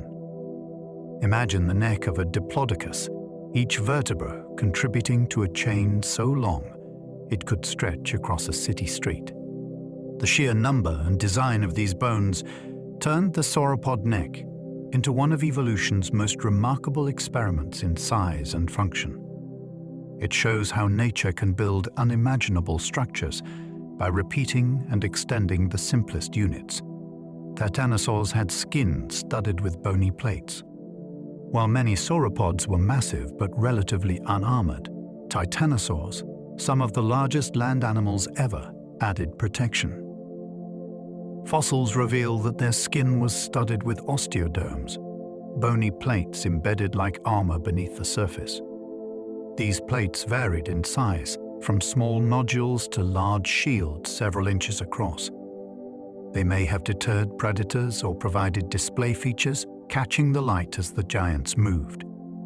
The idea of a creature longer than a basketball court, its hide glinting with natural armor, is both awe-inspiring and intimidating. These osteoderms link titanosaurs to other armored reptiles like crocodiles and ankylosaurs, showing how evolution repeatedly returned to bony skin as a defensive strategy. For titanosaurs, it added yet another layer of resilience to bodies already at the edge of what nature could sustain. Their armored hides made them living fortresses as well as giants. Certain sauropods held their necks like giant vacuum hoses. Not all sauropods carried their necks upright like giraffes. Some species, like Diplodocus, seem to have held their necks out horizontally, sweeping them from side to side like colossal vacuum hoses. This posture would have allowed them to strip wide areas of vegetation without moving their massive bodies, conserving energy. Imagine a Diplodocus standing still, its 30-foot neck swaying gently across a meadow, its jaws plucking ferns and leaves in graceful arcs. This feeding strategy turned the neck into a scythe, cutting broad swaths through prehistoric forests. The contrast between upright-necked sauropods like Brachiosaurus and low-feeding ones like Diplodocus shows how even giants found unique ways to divide resources. Their necks weren't just long. They were versatile tools shaped by evolution into different feeding machines, letting multiple species of giants coexist without competing for exactly the same food. The Brachiosaurus stood as tall as a 5-story building. Among the tallest of the dinosaurs was Brachiosaurus, a creature that stood with its neck reaching higher than a 5-story building. Its front legs were longer than its back legs, tilting its entire body upward like a living crane. This unique posture gave it a towering presence, allowing it to browse leaves no other herbivore could reach. Imagine walking through a Jurassic forest and looking up to see a Brachiosaurus calmly feeding above you, its head lost in the canopy. Fossils show that its size was matched by strength. Its massive heart pumped blood with incredible force to reach its elevated brain. Standing beside one would have been like standing at the foot of a building that could walk. Its sheer height made it one of the most breathtaking creatures of the Mesozoic, a skyscraper of flesh and bone. Some dinosaurs had nostrils high up on their heads. Brachiosaurus and some other sauropods had nostrils positioned unusually high on their skulls, near the tops of their heads. For years, this led scientists to imagine them wading in rivers like giant hippos, their nostrils acting as snorkels. While that idea has fallen out of favor, the placement is still intriguing. It may have helped with breathing while browsing high vegetation, or played a role in sound production, turning their skulls into resonating chambers. Some even suggest the elevated nostrils were linked to display, swelling with air during calls or social interactions. Imagine a Brachiosaurus, lifting its head skyward, its nostrils flaring as it released a deep, rumbling call that vibrated through the forest. Whatever the exact function, these high nostrils remind us that even small details of anatomy can carry mysteries, clues to lives lived in ways we are still trying to piece together. Dilophosaurus had twin crests on its skull. Dilophosaurus, an early Jurassic predator, was distinguished by the twin crests that rose from its skull. These thin, delicate structures were likely too fragile for combat, suggesting they were for display. Brightly colored crests could have signaled health, maturity, or dominance, making them important in social or mating behavior. Fossils show a creature about 20 feet long, one of the largest predators of its time. Imagine its silhouette against a dawn sky, twin crests glowing as it called to rivals or mates. The crests turn this predator from a simple hunter into a showpiece of evolution, balancing deadly jaws with elegance. Though popular culture has portrayed it with frills and venom, the real Dilophosaurus needed no embellishment. Its twin crests were striking enough, making it one of the most distinctive carnivores of the Jurassic. It probably didn't spit venom like in Jurassic Park. The film Jurassic Park famously depicted Dilophosaurus as a small, venom-spitting dinosaur with a dramatic frill. While the scene terrified audiences, there is no fossil evidence to support venom or frills in this species. In reality, Dilophosaurus was much larger, about 20 feet long, and relied on powerful jaws and agility rather than chemical weapons. The movie's version was pure fiction, created for cinematic effect. Still, the myth lingers, making Dilophosaurus one of the most misunderstood dinosaurs. The truth is no less fascinating. With its twin crests and predatory build, it was already a remarkable creature without the need for venom. Its story reminds us how popular culture can blur lines between fact and fantasy, but also how science can restore the wonder of the real animal. Dilophosaurus didn't need Hollywood's inventions. It was already extraordinary. Velociraptors didn't look like in the movies. They were feathered. The sleek, scaly raptors of Jurassic Park are iconic, but they are not accurate. True velociraptors were small, turkey-sized predators covered in feathers. Fossils from Mongolia reveal quill knobs on their arms, the same structures where feathers anchor in modern birds. These feathers likely helped with balance, display, and insulation, though not with full flight. Imagine a velociraptor darting through underbrush, feathers ruffling as it moved with bird-like grace. Its size was modest, but its intelligence and agility made it a formidable hunter. The feathered truth transforms our vision of raptors from reptilian monsters into bird-like predators, more hawk than lizard. This revelation doesn't diminish their fear factor. If anything, it sharpens it, turning them into swift, living links between dinosaurs and modern birds. Velociraptors weren't scaly nightmares, but feathered hunters with a strikingly modern appearance. T-Rex likely didn't roar. It may have made deep, rumbling sounds. The iconic roar of Tyrannosaurus rex is a Hollywood invention. Fossils cannot directly tell us what dinosaurs sounded like, but comparisons with modern relatives, birds and crocodiles, suggest something very different. Instead of roaring like a lion, T-Rex may have produced low, resonant rumbles or infrasound, vibrations too deep for human ears to fully detect. Such sounds can travel long distances, shaking the ground and carrying through forests. Imagine standing on a Cretaceous plain as the air vibrates with a low, chest-rattling hum, the call of a predator announcing its presence.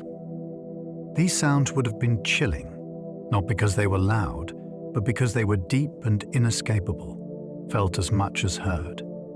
The silence of fossils may leave us guessing, but evidence suggests that the voice of T-Rex was stranger and more haunting than cinema ever portrayed. Dinosaur footprints can stretch over 3 feet wide. Some of the largest dinosaur tracks ever found are wider than a human body. These impressions, pressed deep into ancient mud, can stretch over 3 feet across, marking the passage of creatures weighing tens of tons.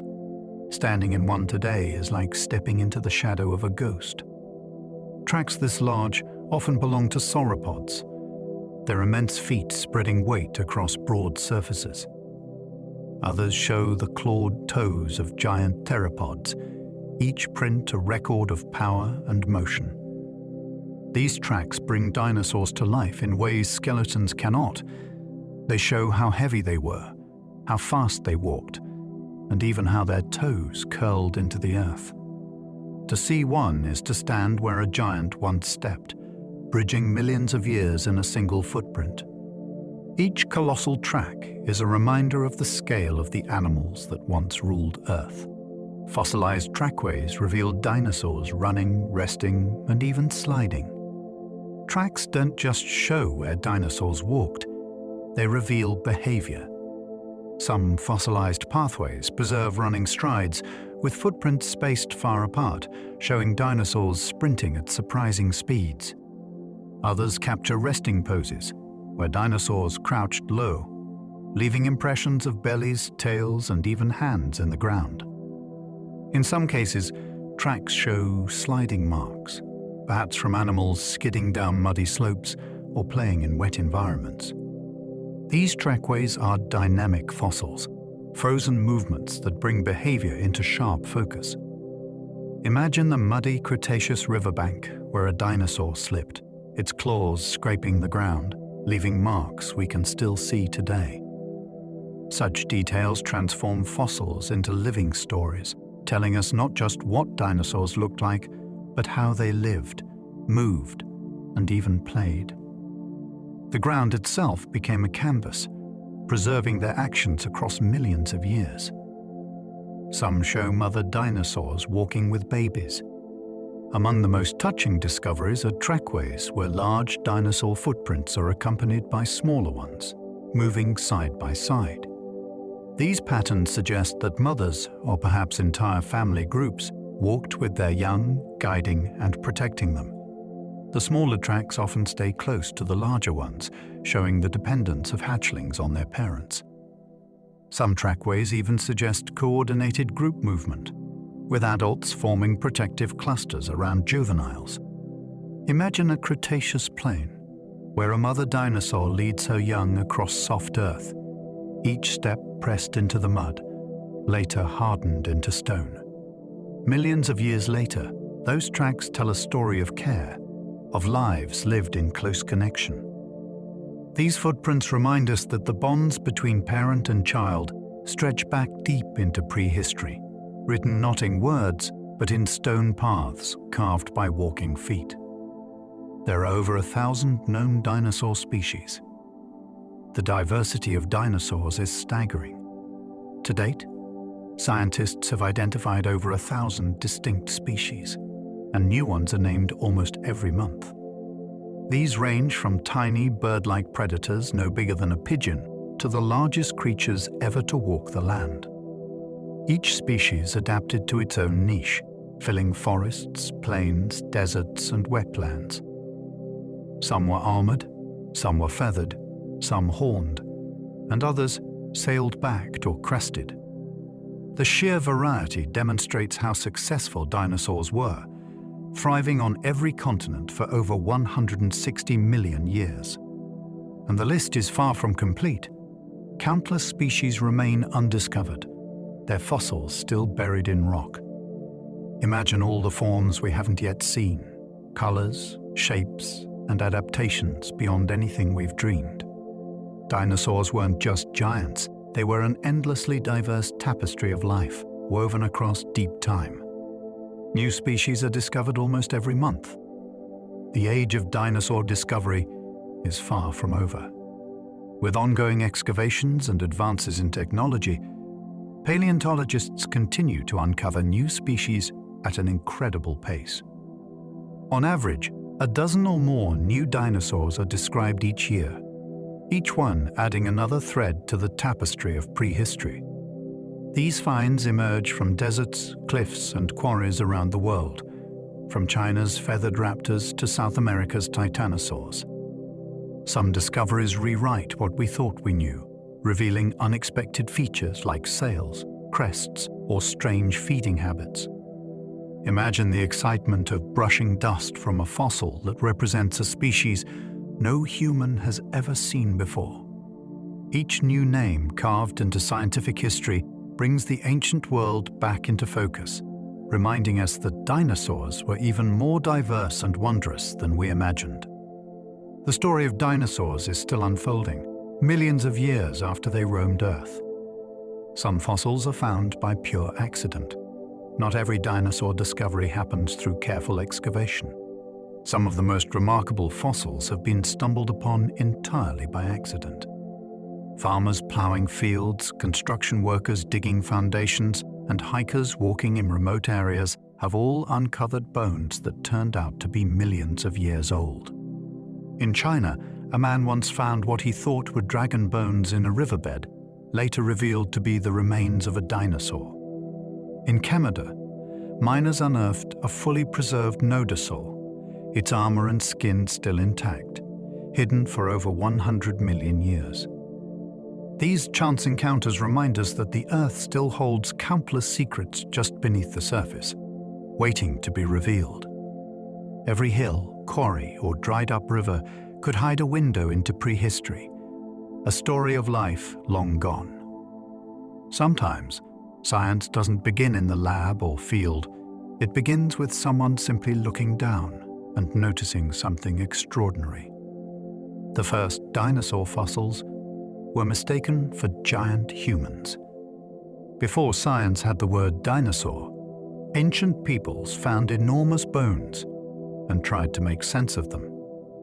In 17th century England, giant femur bones were sometimes thought to belong to humans of legendary size, echoes of biblical giants or mythic heroes.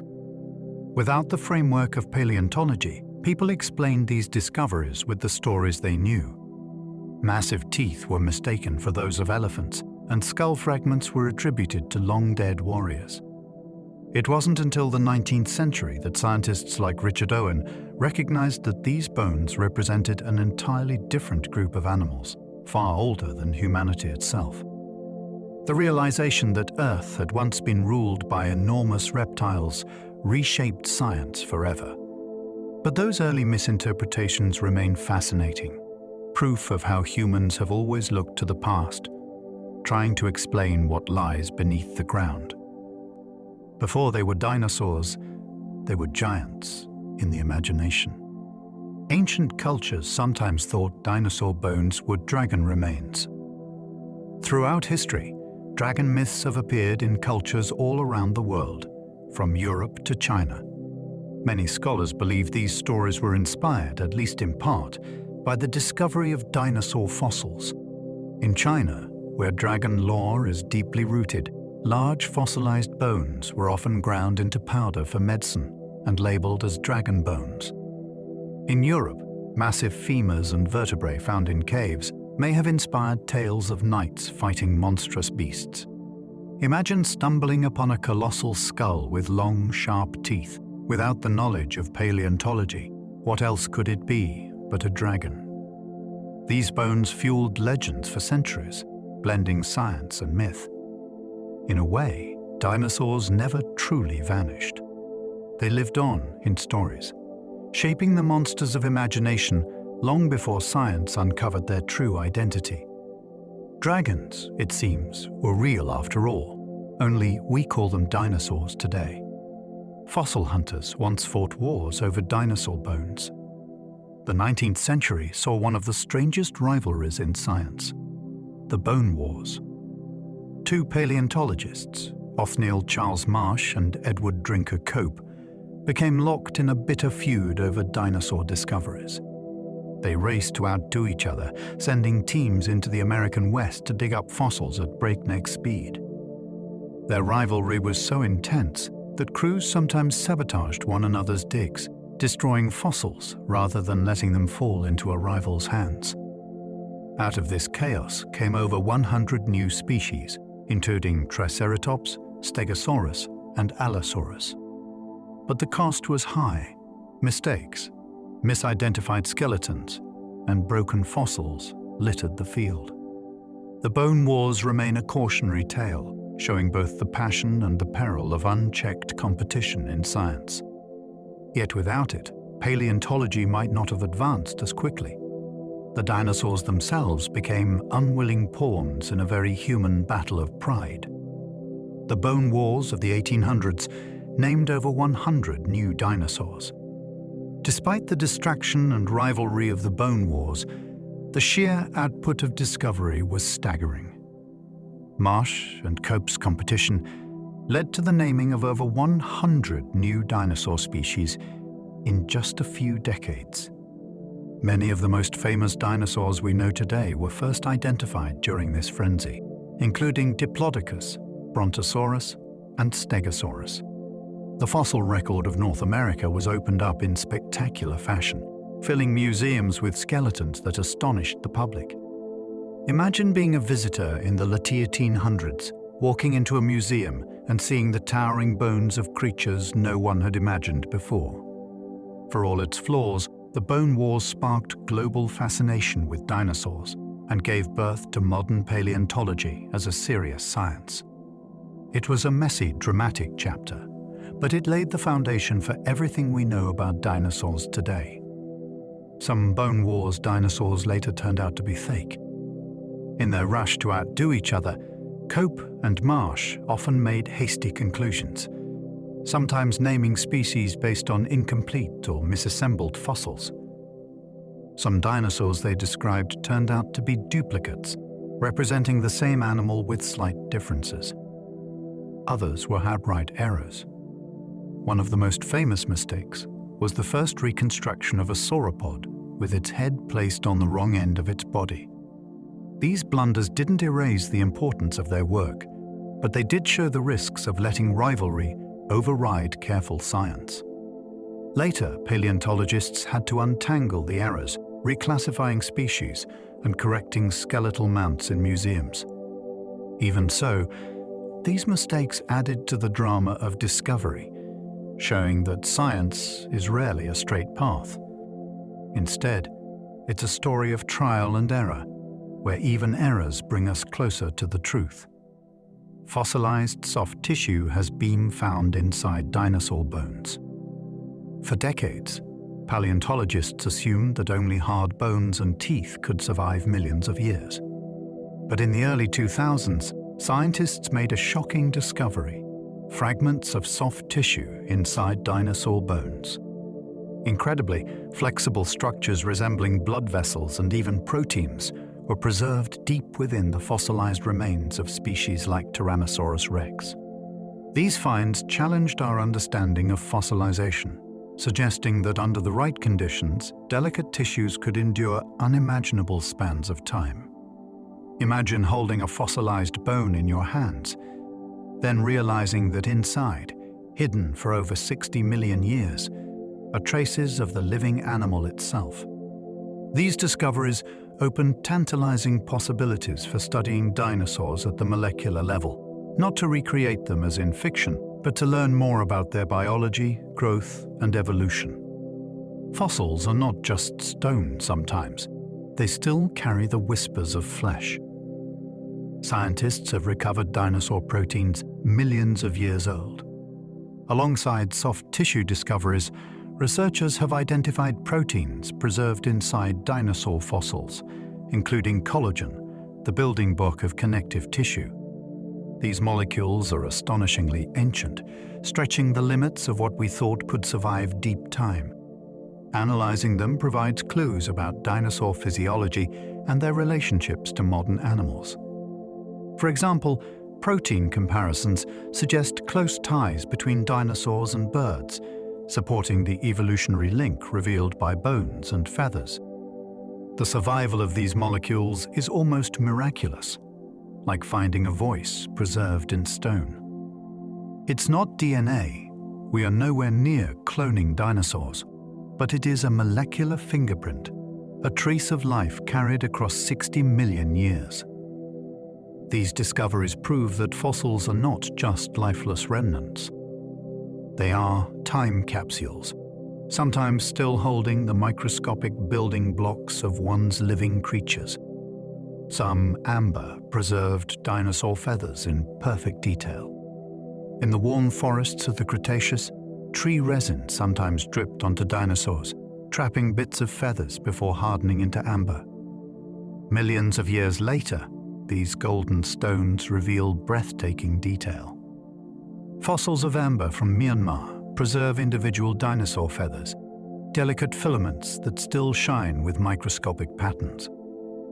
Some are even pigmented, showing colors and structures lost in stone fossils. These feathers belong to small theropods and early birds, offering direct evidence of their plumage. Imagine holding a piece of amber and peering into it to see a feather that once caught the wind in a dinosaur forest. It is as if time itself folded in half, letting us glimpse a fragment of life frozen mid-moment. Amber preserves not just feathers, but insects, plants, and entire micro-ecosystems, creating windows into the world dinosaurs actually lived in. Even dinosaur blood cells may have been discovered. Incredibly, some fossils appear to preserve structures resembling red blood cells, seen under high-powered microscopes as tiny, disc-shaped imprints. These discoveries are controversial, but if confirmed, they represent some of the most intimate traces of dinosaur life ever found. The possibility that fragments of blood could survive for tens of millions of years stretches our imagination. Scientists cannot extract DNA. The molecule is far too fragile to last that long, but the thought that microscopic echoes of dinosaur blood remain preserved is staggering. It adds a hauntingly human connection. These cells once coursed through living veins, fueling giants as they thundered across ancient landscapes.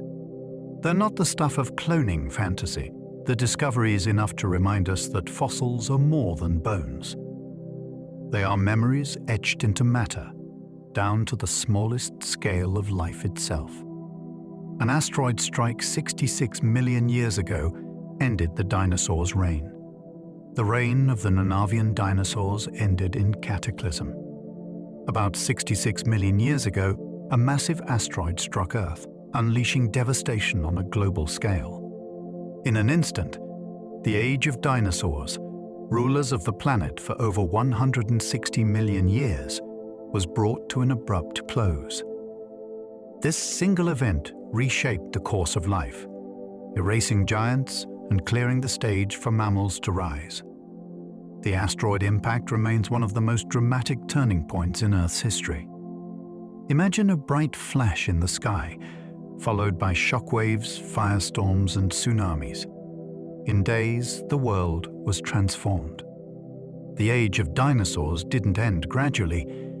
It ended with a sudden, world-shattering collision that silenced their dominion forever.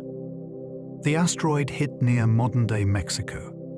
The asteroid struck what is now the Yucatan Peninsula, creating the Chicxulub crater. More than 100 miles wide, this scar beneath the Gulf of Mexico is the silent footprint of catastrophe. Geological evidence confirms the timing. matching precisely with the extinction of dinosaurs. At the moment of impact, unimaginable forces were unleashed. Rock vaporized, oceans boiled, and the very crust of Earth trembled. Today, the crater lies buried beneath layers of sediment, invisible from the surface yet unmistakable in seismic scans. It stands as a monument to destruction, proof that one moment in cosmic chance reshaped the destiny of life on our planet. It released more energy than billions of atomic bombs. The energy unleashed by the Chicxulub impact defies comprehension. Scientists estimate it equaled the power of several billion atomic bombs detonated simultaneously. The shockwaves circled the globe, triggering earthquakes, volcanic eruptions, and tsunamis. The air superheated, igniting wildfires that raged across continents. Imagine standing thousands of miles away and still feeling the air sear with heat, the sky raining molten rock. The event was not just a local disaster, but a planetary one, instantaneously altering Earth's atmosphere, oceans, and land. No living creature, no matter how large, could remain untouched. In a matter of hours, the asteroid rewrote the future of life, ending one chapter and beginning another. The impact caused tsunamis taller than skyscrapers. The asteroid struck partly in shallow ocean, displacing unimaginable volumes of water. The result was tsunamis taller than skyscrapers, racing outward at jetliner speeds. Waves hundreds of feet high crashed against coastlines, tearing forests and sweeping creatures far inland. Sediment layers around the world carried traces of these colossal floods, silent testimony to their violence. Imagine the shock of entire seas heaving upward, collapsing back in towering walls of water. No shoreline was safe. For animals near the impact zone, survival was impossible. The tsunamis were just one of many terrors unleashed, but they stand as a stark reminder. When the heavens and oceans collide, the Earth itself convulses in response. It blasted molten rock across continents. The force of the asteroid's strike hurled molten rock and vaporized debris high into the atmosphere, where it spread around the globe. Red-hot fragments rained down, igniting wildfires that consumed entire forests. Some scientists believe the entire surface of the planet may have glowed with heat from the falling embers. This fiery rain added to the devastation, killing creatures far from the original impact zone. The Earth itself seemed to fight against its inhabitants, showering destruction from above. For the dinosaurs, it was not just the asteroid but the aftermath that sealed their fate. The rain of fire was a planet-wide scourge, a deadly storm of stone and flame. Ash clouds blocked the sun for years. Perhaps the most devastating effect of the impact came not from fire or flood, but from darkness. The collision threw vast quantities of ash, soot, and dust into the atmosphere, creating a global shroud. Sunlight could not penetrate. For months, perhaps even years, the world lay in twilight. Photosynthesis faltered, plants withered, and food chains collapsed.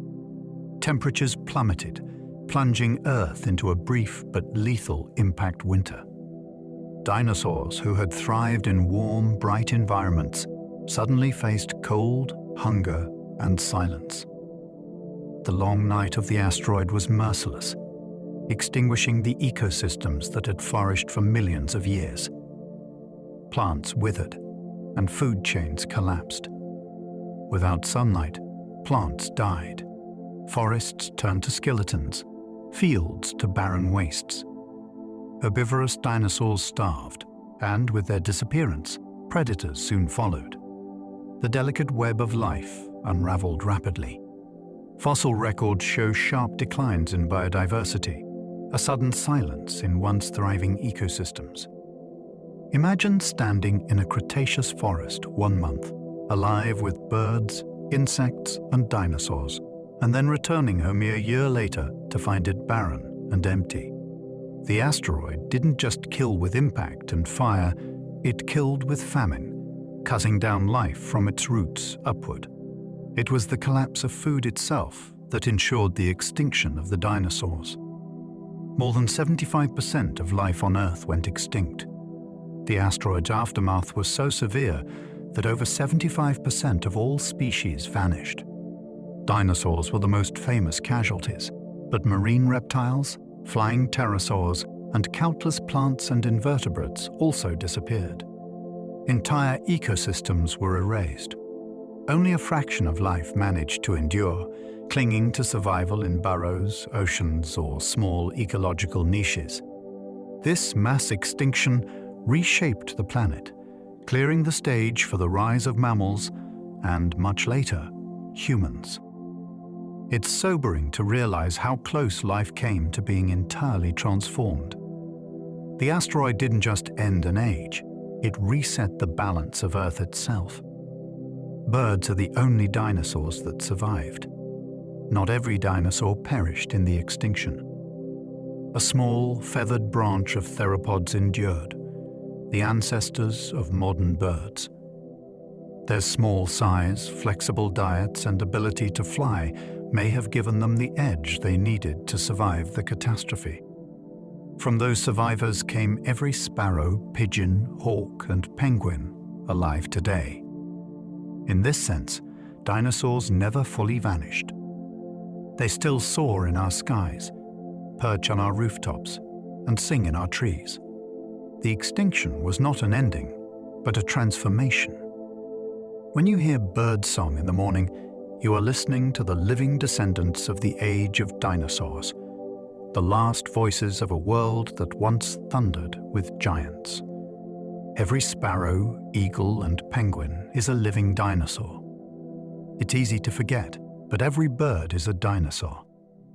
From the tiny sparrow hopping along a sidewalk to the eagle soaring high above mountains, they carry the lineage of theropods within their bones and feathers. Penguins, swans, hummingbirds, all are living testaments to survival through catastrophe. The dinosaurs didn't vanish entirely. They adapted, shrank, and transformed. In them, the Mesozoic still lives. The next time you see a bird take flight, remember, you are watching the continuation of a story that began over 200 million years ago. Dinosaurs walk among us still, disguised as the creatures we call birds, whispering the legacy of an age when giants ruled the earth. And so, dear listener, our journey through the world of the dinosaurs comes to a close. From chance discoveries in quiet riverbeds to the fiery end brought by an asteroid, we have wandered across deep time together. We've walked beside giants with necks that stretched like bridges, studied the delicate patterns of feathers caught forever in amber, and watched entire worlds bloom with flowers while colossal herds moved across the land.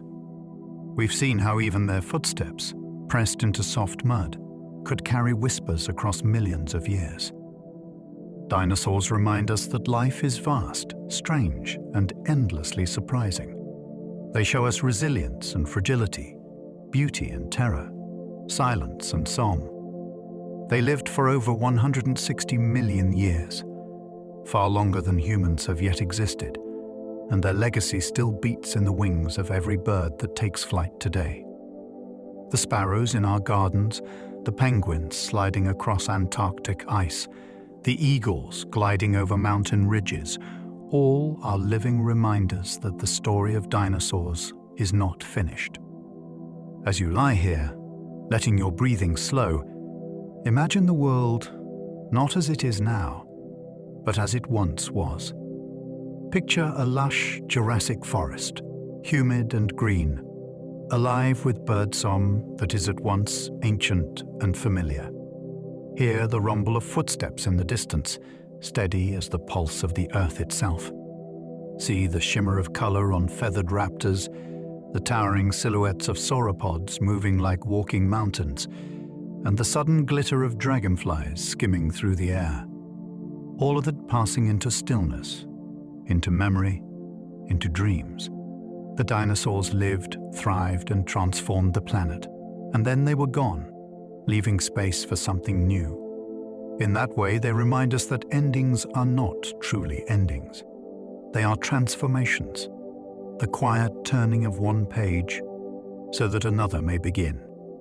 Just as their world gave way to ours, each day gives way to night, and each waking thought drifts into dreams. If you happen to still be awake, you can go ahead and watch the next video when you're ready. But if your eyes are growing heavy, let the stories of dinosaurs carry you gently into rest. Close your eyes, breathe deeply, and let yourself drift into sleep, into stillness, into the vast and timeless silence where even giants once dreamed. Good night.